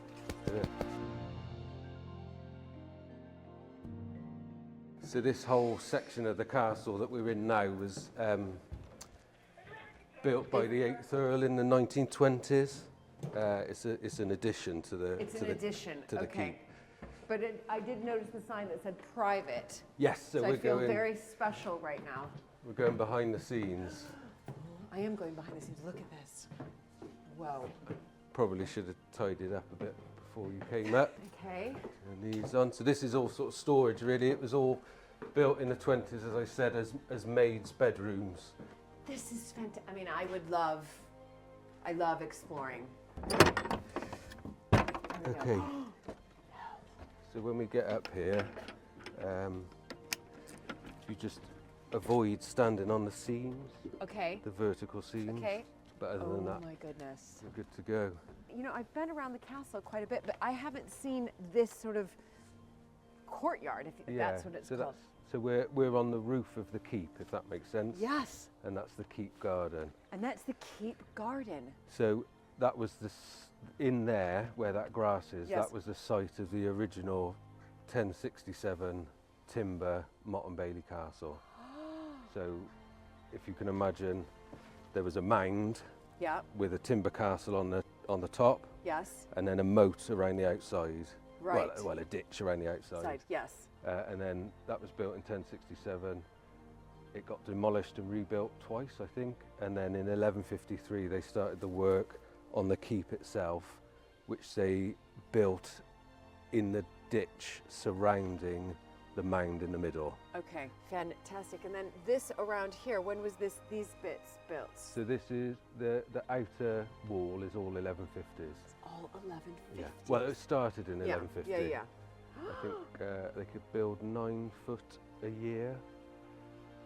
So I probably should try and figure out how long it would have taken them to build. But you can't build too high because it'll squash all the mortar out. Oh my goodness! So they could only build as far as 9 feet every year. A year, yeah, to give it time. The lime mortar needs longer time to cure. Right. So in the English Civil War,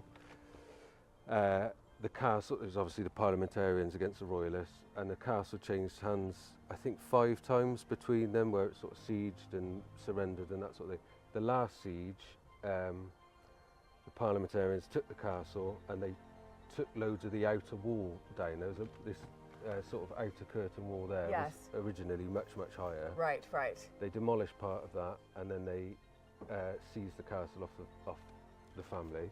To get the castle back, George, the 8th Baron Berkeley, had to take down that wall there, that section of the wall, to make the castle indefensible, if that makes sense. Yes, it does. It's so interesting reading the stones of a building. It really gives you a glimpse into the past. And from the roof of Berkeley Castle, you certainly get a unique perspective of how the castle evolved. This view is spectacular. Yeah, those chimneys are probably one of my favourite bits of the castle. If you see, I don't think our visitors would ever really notice, or anyone hardly ever notices, but the middle one out of the three it's different. is Yes. convex, yeah. Yes. And when were those built around you? This is 1920, This- 8th Earl. Eighth Earl. Yeah. Fantastic. Absolutely beautiful. I mean, the chimneys are just stunning in itself. That big chimney there. Yes. So these are all 1920s, but that big chimney is when Henry VIII held the castle.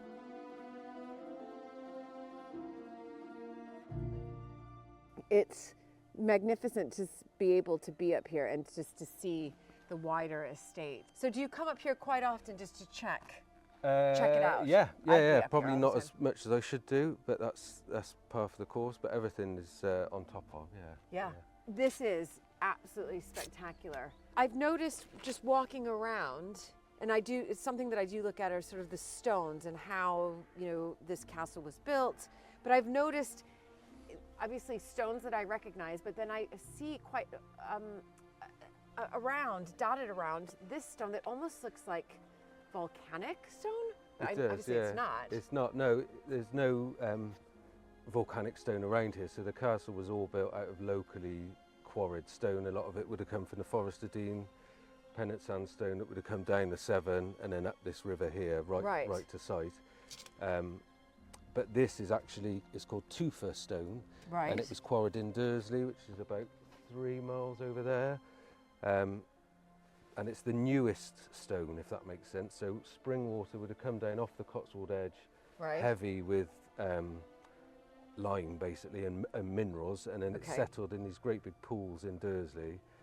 And the minerals in the lime would have fallen out of suspension down to the bottom of the pool, Right. and then they cut it out like cheese basically. I was told it was like the texture of Wensleydale cheese, that sort of soft white cheese. They would have cut it out of the bottom of the pool with spades and then just let it cure on the side of the pool, and it turned into stone basically. It turned into stone. And then all of these divots are just old organic matter that was in the bottom of the pool as well, that has subsequently rotted off. So it looks like it's been sort of eaten up by acid or Yes. or extreme temperatures or something. You really get this sense of being up here, as not just as how vast Berkeley Castle is, the castle is, but the sense when you look at the stone, the amount of time, effort, money, Yeah. power Yeah. that was put into, creating these fortresses Yeah. to defend. Yeah, and there's a huge part of it as well was imposing themselves on the land. Yeah. So this would have been rendered white, rendered originally. So a lot of the stone, I won't be able to find any now, but a lot of the stone, the local stone is poor quality. Right. But they used it because it was quick to cut Yes. and quick Yes. to build. And then they would have rendered it all. So it would have been this beautiful, pure white building on the landscape when up until that point everything was sort of timber. Right. And the Normans came in and just went, we're in charge. All right, so you're telling me that once upon a time, this castle, if I were looking at it, would have been white. Yeah, pure white. No. A huge sort of almost blot on the landscape, really. Oh my gosh. We have got bits of render left. So it was rendered up until sort of 1830, I think, or 1840 is the last entry in the accounts for rendering or pargeting. external pargeting.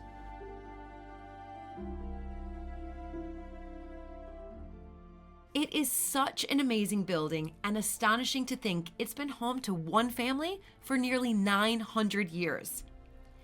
As we walked through the rooms of the castle, Charles was keen to show me a very special portrait in the long drawing room.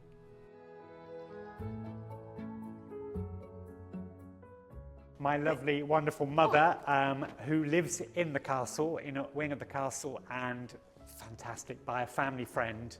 And it's got a great likeness of her with a deer hound. She always liked bigger dogs, and it's very elegant. And this was done in 1987.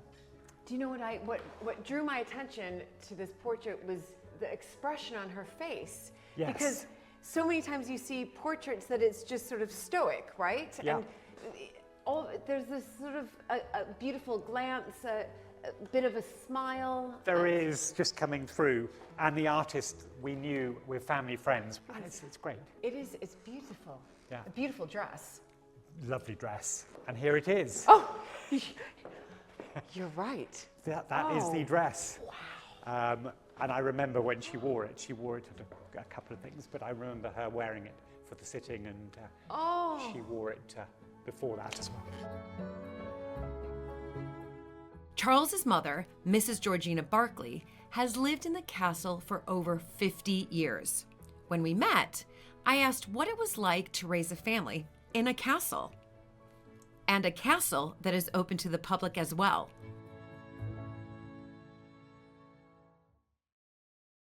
So you've raised 2 boys here, raised your family here, at the same time having the public come. Yeah. And what was that like all these years? Well, I hadn't known life sort of without it, really, had I? You know. Yes. I remember opening the front door and getting the boys out on one occasion, and Charles screamed his head off and said, "Oh, there's people out there, lots of people out there." So I said, "Oh, don't worry, Charles, come on, quickly, on we go." And we got out of their way, and I would take them down onto the bottom lawn there. You've probably seen. Yes, yes.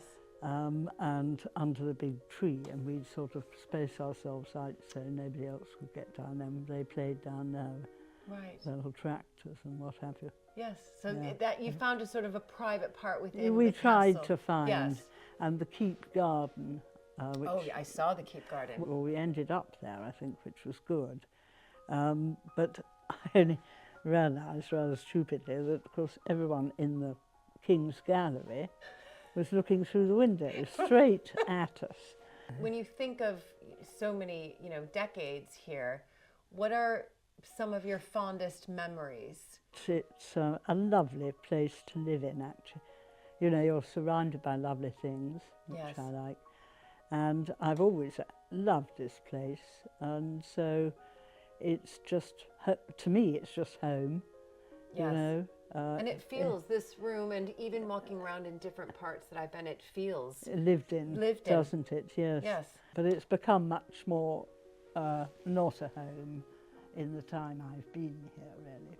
Right. It's more of a business. Yes. Weddings, and everything, which you need, you see, to keep the expense of the roofing and all that sort of thing.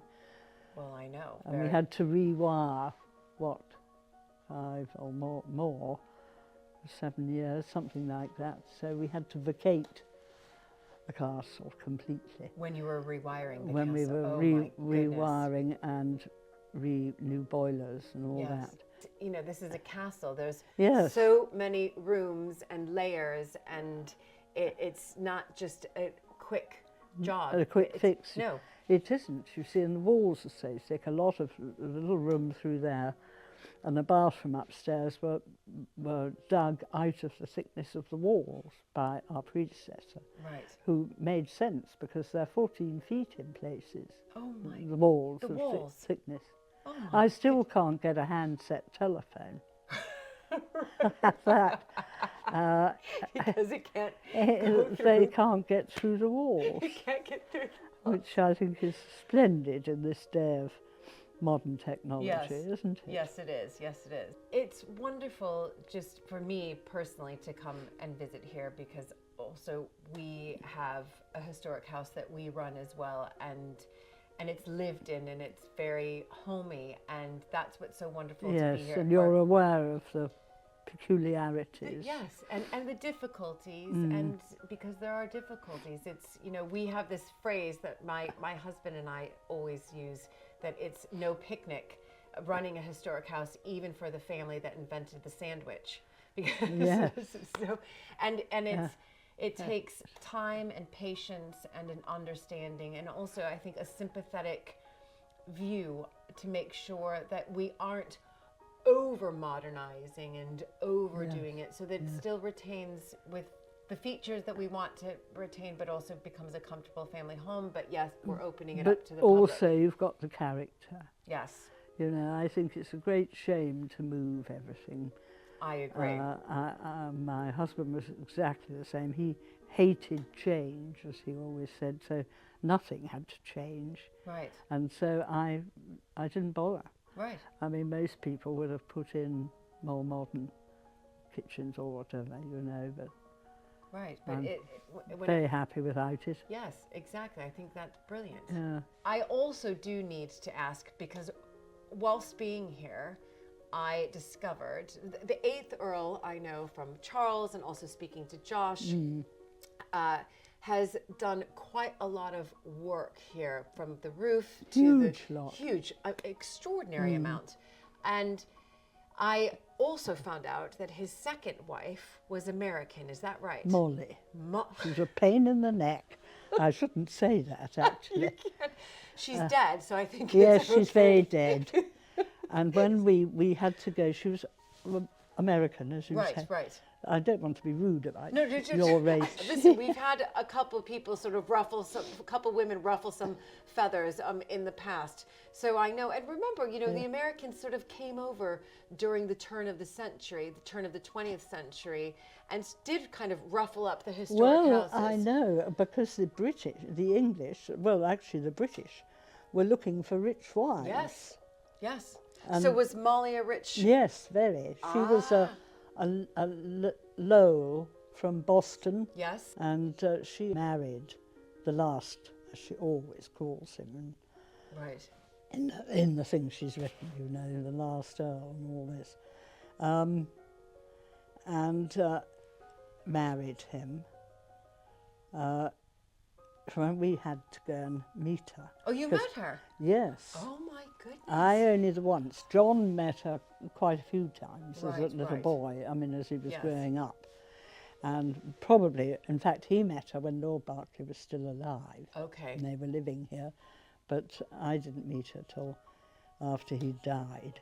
And we had to pay for her to stay at Claridge's for, I think it was a month, every year after he died. Oh my goodness. So we went there once, had tea with her. We were bidden for tea. And I thought, well, it'd be civil, you know. I said, well, you know, do come and stay if you're ever down in Gloucestershire or anything. Come and stay, she said. The only way you'll get me back there is feet first. And that was exactly what happened. She came in her coffin. No. Oh my goodness. Yes. I think it's hilarious. We actually made the coffin at the estate yard here with Berkeley oak, beautiful coffin. Yes. And we had a little mass for her in the chapel here. Yes, yes. So she did come from a wealthy family. Yes. And then very much was so. it her money that helped? Yes. Because Lord Berkeley, well, he had plenty of money, but, you know, doing a house up wasn't how he would look upon spending it. Thank you for your time and for just these wonderful, you know, memories and. Well, I haven't got too many, unfortunately. I wasn't here long enough, you know. But, well, 50-odd years is quite some time. Well, it feels to me like a lifetime. Yes. I know you must feel the same. Yes. Having spoken with Georgina about the American Countess of Berkeley, I was keen to visit the family chapel in the church just outside the castle walls.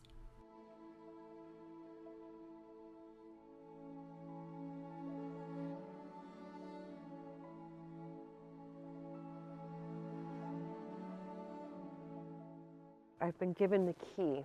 It's one of those rather wonderful, spectacular keys.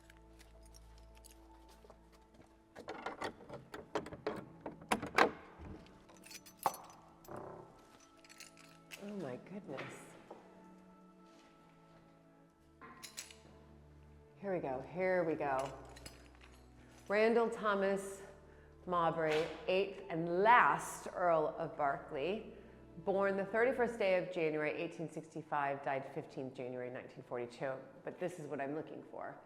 And Mary Emlyn, which would be Molly, his countess, born the 31st day of July 1884 and died in 1975. She lived a long time, so that's 91 years. And look at this.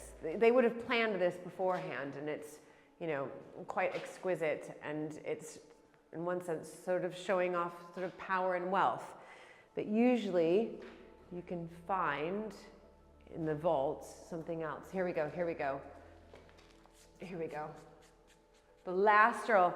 So interesting that whoever, I don't know if it was the 8th Earl himself or if it was his American wife, Mrs. Berkeley, seems to think it was all to do with Molly, making sure that he was known as the last Earl. But here it is again, the last Earl of Berkeley and Mary Emlyn, his countess. So they would have been buried right here, underneath here. It's unbelievable. Beautiful, absolutely beautiful. The carvings, I mean, this is really the family vault. And you can see the coats of arms all around, extraordinary carvings up above, and the alabaster here, I mean, beautiful. But this is how they, you know, this is how they did it.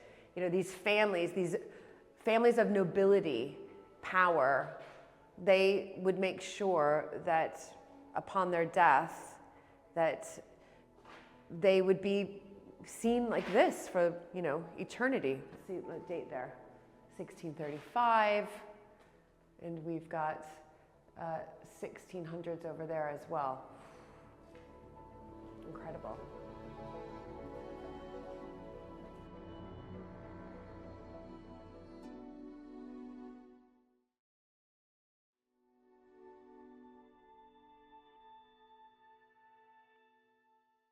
Dominating the landscape in the deer park on the Berkeley estate is the most spectacular Folly. To hear more about its history and the plans for the future, I met up with Charles and the estate director, Michelle Bolivar.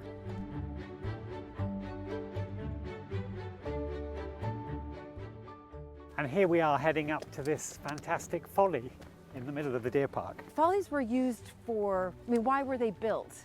I mean, I know there are several reasons, but... Yeah, lots of reasons. I mean, this one in particular is more of kind of a hunting lodge, so it's actually quite big for a Folly. Lots of them were just eye catchers. They were places to look to on the horizon, so that you had kind of, you could show off kind of where you were going and had a point to kind of go somewhere for an indoor picnic, I suppose, as you were having a nice adventure around the estate. Right. The building was started in 1805. And then it took quite a few years to complete. So some Follies are just like one room with a pretty view or whatever, or an eye catcher to kind of ride to or walk to. Whereas this actually has 3 big rooms, which we'll go and have a look at. So yeah, this is quite large compared to a lot. So Charles, I mean, really, compared to the castle, this is kind of like a new build, right? It is, relatively speaking, 900 years, and then you've got 200 years, but still. Yeah. It is still an old building. Yeah, it's beautiful. Really impressive. And is it still used today? We do use it a few times throughout the year, don't we? Occasional events in the year, one or two. But we want to really get it up and running. To be able to use for lets. Yeah. So it's in need of a bit of love and attention. Yeah. Yes. Brilliant.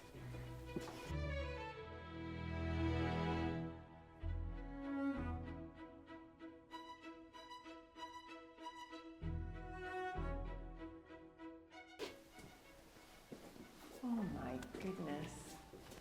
Oh, this is brilliant. Coat of arms, you can see that everywhere. So this was, you mentioned 1805 was when the building started. Yeah. Which Earl was that then? That would have been the 5th Earl of Berkeley in his lifetime. Right, who had 12 children. And his children would have been involved in this. Right. So maybe this is where he escaped to from the 12 children. Right, from quite likely. Good hiding place. Exactly, it's a very good hiding place.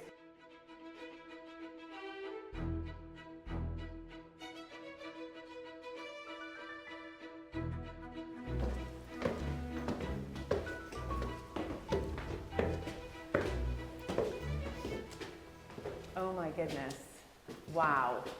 I see what you mean, that this could absolutely be a holiday let. Yeah, it could, couldn't it? Yeah. I mean, so this is where the bedrooms would be. So ideally, 2 bedrooms, ensuite in both, and then obviously lovely views. And that's our potential ensuite in there. Oh. Not quite ready yet. Oh, let me have a little look. Listen, I'm big on renovations. I'm doing one at Mapperton right now. So I'm doing one at a cottage on the estate. So, and it's, you know, slow, but steady. Yeah. But this would be a brilliant ensuite Well, it's quite here. cool. So we're in one of the turrets now. So there's 4 kind of circular little turrets to the Folly. So we're trying to make the most use of the space, and it's also quite cool. Yeah. Obviously, because it's a really important building, we need to do everything in a really sensitive way. Yes. To try and make sure we don't ruin the integrity of what we're trying to achieve here. We haven't quite worked out how it's all going to fit in, have we, Charles? But it will. It will. It will. There's some really lovely clawfoot bathtubs, a little bit smaller, but they're lovely. Yeah. Real character to suit the Folly. Yeah. Yeah, definitely. Oh my goodness. And yeah, you don't normally have an arrow slit window in your bathroom. No. So I think I know. But I'm loving all of the arrow slit windows. That is for sure. Brilliant. Okay, so ensuite bathroom here. I'm envisioning it now. Bedroom here. Yeah. Then you walk through here, another bedroom. Yeah. And then, another staircase. And then another staircase. So, go on up. Should we go on up? Yeah. Another staircase. This is brilliant.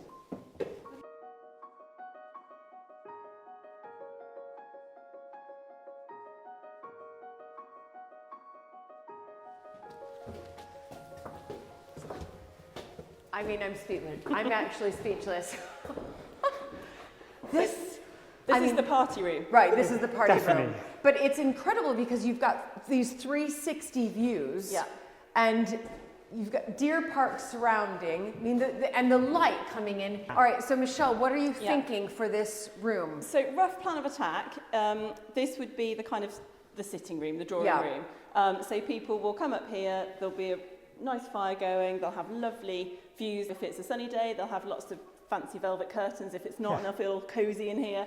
So that's the plan for this. And I think trying to just bring it back to, trying to use our imagination, what would it have been like when the 5th Earl was enjoying it?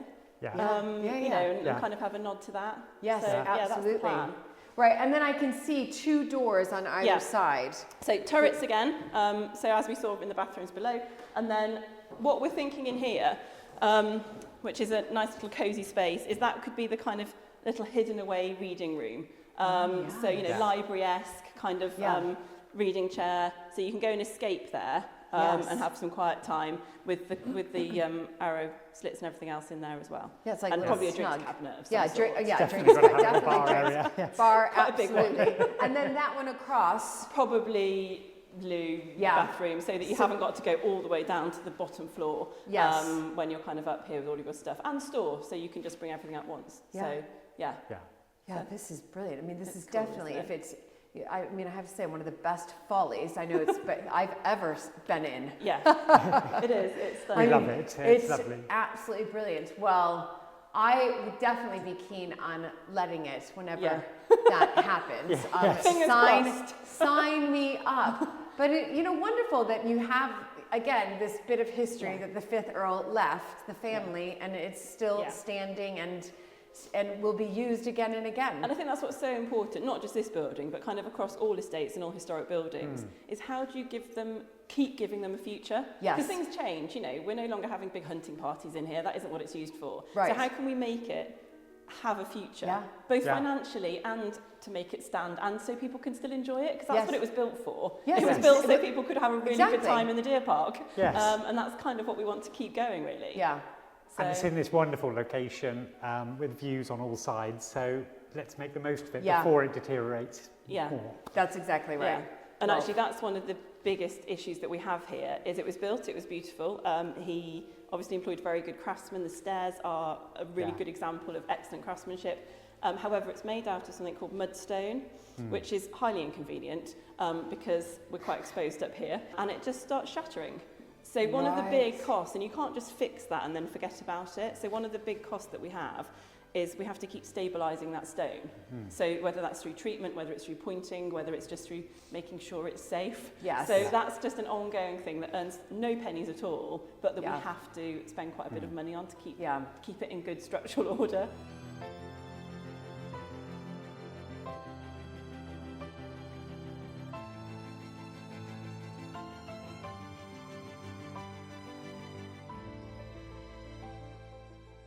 Charles and Daisy Berkeley live out on the estate in a wonderful former hunting lodge with the most amazing views.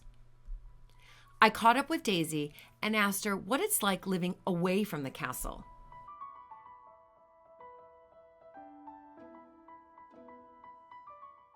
When Charles and I married, Charles's parents were in the castle. Charles's mother is still in the castle, and she's very happy in there. You've been there, it's very warm and cosy. It's a lovely place to live. It's a very safe place to live. So it was never going to be for us for the time being. But we also, we have quite a collection of animals and some quite large dogs, which we love. And with the castle open to the public so much, I think it's open 5 days a week. Yeah. And for a lot of the year, and there's lots of weddings as well, for us to be going in and out, because you can't just open the door and let them into the garden. Right. Because we have inner baileys and outer baileys and great big doors and locks and keys and things, because it's, It's a maze. a proper castle. Yes. And also, poor Charles, when he married me, he did get this menagerie, which included horses. And so, yes, living where we are now, we have a barn with internal stables, we have loads of space, and we're just spoilt rotten with places for the horses and the dogs to roam free. This house, though, how long has it been here? What's the history of this house? And when you look at it, it looks like the most insane place to build a house, because you get hit by all the weather all year round. And I mean, it is hilarious when the storms hit and we just sort of batten down the hatches. But it was not built as a sort of family home. It was built actually originally as a hunting lodge. Okay. They believe, I mean, people have studied it, they believe some of it was started in the 1300s. There's some very old stonework, and then bits were added, bits fell down, other bits were added. It was built as a hunting lodge for hunting deer. And I mean, who knows, maybe Elizabeth I was in this one. Right. Because, I mean, she came to hunt deer at Berkeley, and I think she stayed for a little longer than anyone thought she would and killed most of the deer, but she may have set foot in this place as well. I mean, it has probably got a hell of a history. And so then when did you move here? The last tenants were farmers, and I mean, poor them, the whole thing was sort of falling down around them, and they were very hysterical staying here. I think not many people would. There was no electrics. They had occasionally, I think they had a generator if they wanted a bit of light. And there's also no running water. So like roughing it? Proper roughing it. Fantastic. There was a little wood burner. And I mean, we are sitting here all cosy with underfloor heating, so warm, thank living you. the life of work. I think they also rather loved it up here. And, and then it became just derelict. And there was trees growing through where we're sitting now. No. This wall, I think, was about to come down. There was sort of falling down pig pens. I mean, it was a ruin. Right. And it was about to be razed to the ground. And someone made the brave decision, thought, actually, let's make it a holiday let. Okay. Which probably would have been amazing. Yes. But Charles and I saw this happening, and we thought, actually, maybe we could just get in there first. Right. And we made the decision, and it was the most exciting thing we could have done, because to live here is just, we feel like the luckiest people alive with this view. Daisy has a successful equestrian career, a highlight winning the team bronze medal at the Beijing Olympics in 2008. I think the peak of my career was around the years when Charles and I married. And I think since then I've been reducing in numbers. I think, you know, I'm getting older, and so every year, you know, I seem to be one horse less. Right. And I'm now down to 2.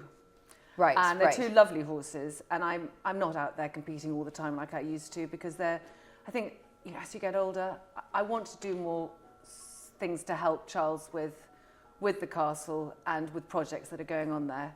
I can't completely let go, because I do like, I mean, all horses are lovely, but competition horses, well-trained horses, I just love riding a lovely horse. And I think when the love is completely gone, or I lose my nerve, I think that is the time to completely pull the plug. Right, right. I think Charles would be quite keen if I pulled the plug soon. You married in 2009, is that right? Yes. And then you had, but right, that, as you said, that was the height of your career, because you had the 2008 Beijing Olympics. Yes. And you had a bronze medal in that. Fantastic. So that Wrong colour. It's the right color. All medals. At least we got something. Yeah. Career. And then after that, you married Charles. But you know, when you knew about sort of Berkeley Castle, this was going to be where you were, you know, one day going to end up. I mean, for me, it felt a bit daunting. And had a career, but also I'm the American, so I was like, whoa, what? But did you feel that same sort of, I guess, emotion inside, like? Or did you kind of feel like, I'm going to separate the two for now? I'm going to carry on with my career. Yes, very much so. I knew that Charles and the castle, they have an incredibly good team working. They have a very good system. Everything runs like a well-oiled machine. And yes, there's always going to be evolution of that, new things happening. And I knew, Charles always said that he would love me to get involved doing whatever interested me. And we do have a lot of talks about it, what does interest me. I'm very fond of the garden side of it. Yeah. And Berkeley does have a beautiful garden, and I think it's rather a wonderful garden. So I would like to get more involved with that. And they've also got a new project with a kitchen garden. Right. And there's a new restaurant being built. And I think we want to try and have a really good project with the kitchen garden. Maybe also try and encourage a little bit of I'd love to have a little farmers market going on. Start small, see what the farmers in the area would like to sell. Yes. And see where we go from there. And I am going to ask you sort of the $1 million question. Do you think that there will ever be a time that you will move to the castle? I mean, we're very aware that one of the sort of USPs of Berkeley is the fact that it has been lived in by the same family since the day it was started. Nearly 900 years. Incredible. And we don't want to be the ones to break that chain. I don't ever see us living in it 24/7. Right. Because of the animal factor. Yes. We're never going to be without animals. Right, and our daughter Mary, she has ponies. She's convinced she wants to ride. Right. And it's much easier to be out in the middle of nowhere. We'd love to retain a small area where we can stay. And I'll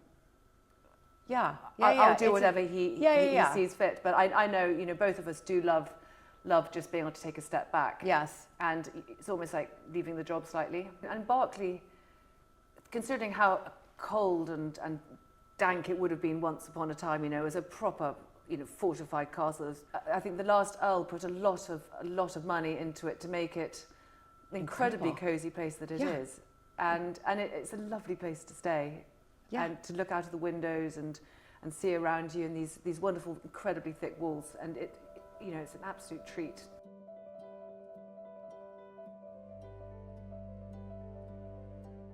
The views from Berkeley Castle to the gardens are wonderful. I headed out to explore and meet head gardener Chris Gill.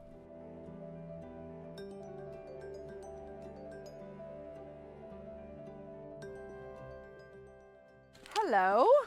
Hello. I was told I could find you here. Hi.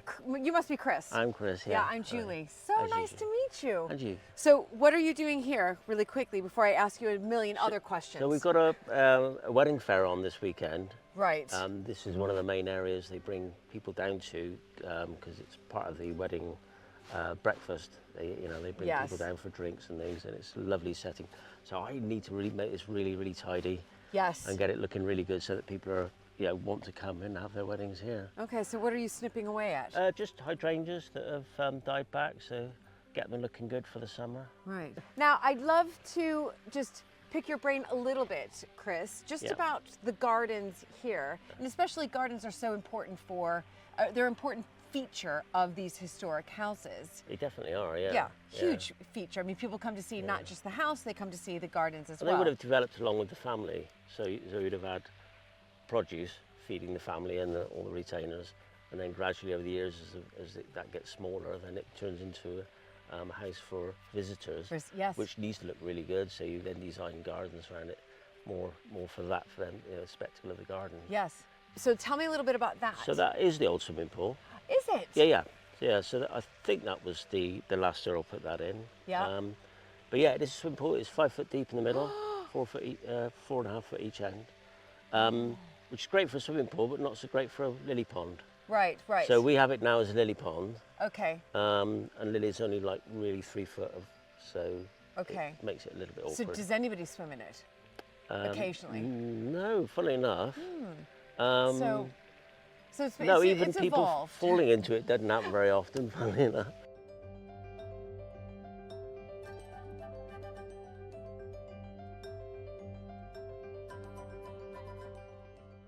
So how long have you been working here? That's my next question. 33 years. Oh my goodness. So you've really seen a lot of Oh, a change. lot of changes, yeah. yeah. And what would you say in particular has been the biggest change that you've seen or you've done yourself in these gardens? Because they're quite terraced up. Yeah, definitely. Obviously, I'm the only full-time gardener now, so we have to. It's a lot more mechanised than it used to be, which has to be to get work done. It has to look good in the summer. Yes. So I absolutely adore roses. So every space I get, I put more roses in. We've changed quite a lot of the gardens around over the years, just because you need to. Yes. Things need to change. You can't stand still with it. No, you can't. I know that from experience of visiting so many historic houses, things have changed so much over the past 100 years, and in particular after the 2 world wars. But yes, what was it? Yeah. Prior to that big change, that big shift. Well, it was very labour intensive Right. up to that point. But yeah, before certainly the First World War, there were 33 gardeners would have been working in the grounds. Wow. Mostly doing produce for the family and the staff. So I do have to ask this, since you've been here for Yeah. 33 years and you've seen all these changes, but do you have a special part in the garden that you just love? To be honest, no. It's a whole. Yes. And things change. Part of the garden will change, and that bit will be my favourite bit for that part of the season, maybe. And then, and there's always going to be parts of the garden that I'll go, I really need to get on with that. I need to sort that out because that's not looking good. So yeah, it does change, definitely. Yeah. I think probably the gun terrace, the one on the top there, Right. is possibly my favourite bit. Where the tulips were. Yeah, because you just get, I change that in the spring and summer, so I always put the summer flowers out there.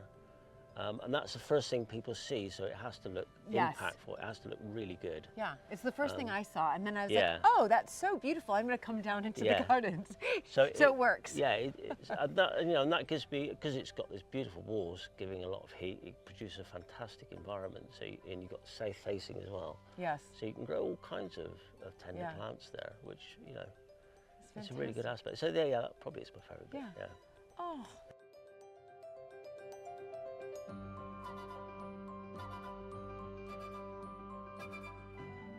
And across from the gardens, the redevelopment of the late 18th century kitchen garden was just getting started.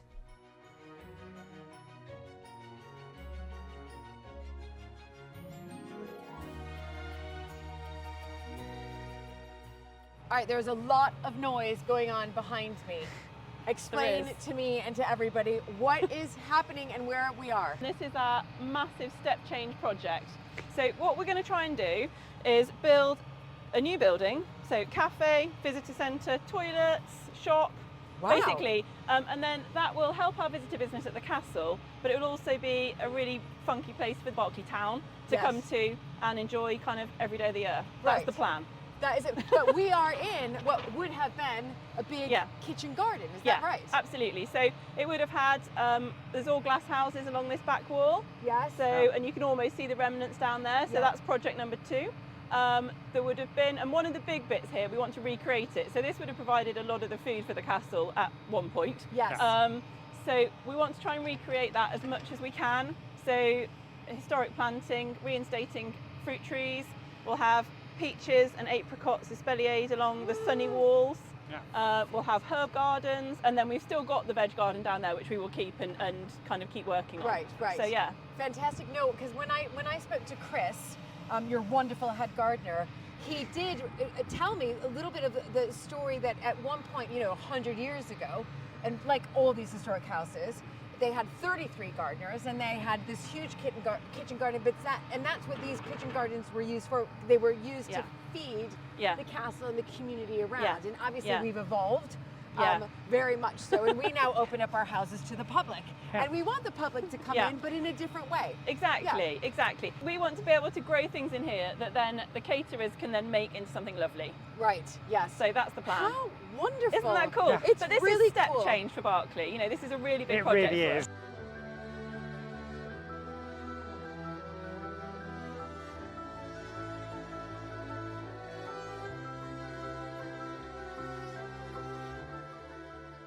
Every historic house owner strives to make an impact for the long-term benefit and survival of the buildings and estate. So I asked Charles if this is one of those legacy projects for him at Berkeley Castle. I think it's one of many things I'd like to see for, that people can look back on and say, this was in my time, and just making the place, improving, adding to what's here. Yes. I'm not really someone, I've got to make this big mark, just lots of things that hopefully stand the test of time. Well, yeah. Well, and the fact it's happening now, I think it's the right thing. Yeah. Well, it seems like the right thing. You're incredibly humble, because I can tell you, I'm pretty certain that people will remember, and they do, that you're the one that sort of decided, hey, let's do something different here. I do believe it's so important, and there is a need for something like this, and I think it will be very good for the community and for visitors. And we have a lot of people within a few miles of here who may not have come here. We're offering something amazing that is bowing to, the history of Berkeley and the estate.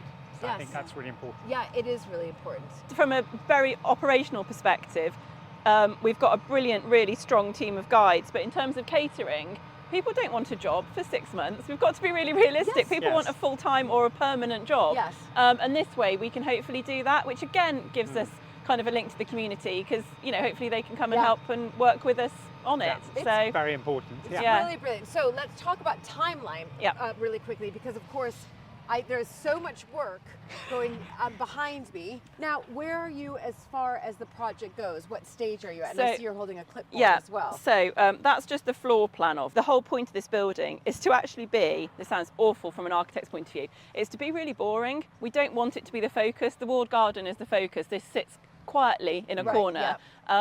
So it's got to be a lot of things. So this is just the layout, and we'll so this is just the layout, yeah. So you can see with outside access into toilets, so coach groups, etc., can go there. The biggest kitchen we could get in, but every chef always wants a bigger kitchen, so we've had to just be practical. And then the biggest space, and this is going to have lovely bifold doors on the front, so it's very much an inside-out space. You're in a beautiful garden, you're in a sheltered space. From the financial point of view, this is a long time coming. This building needs to work really hard. Yes, it does. Yes. So it also needs to be as flexible as possible.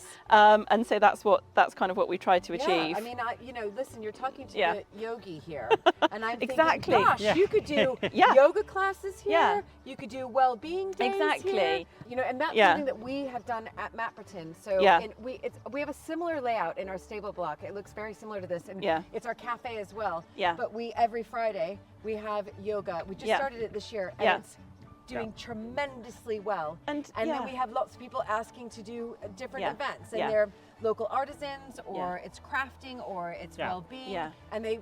Exactly.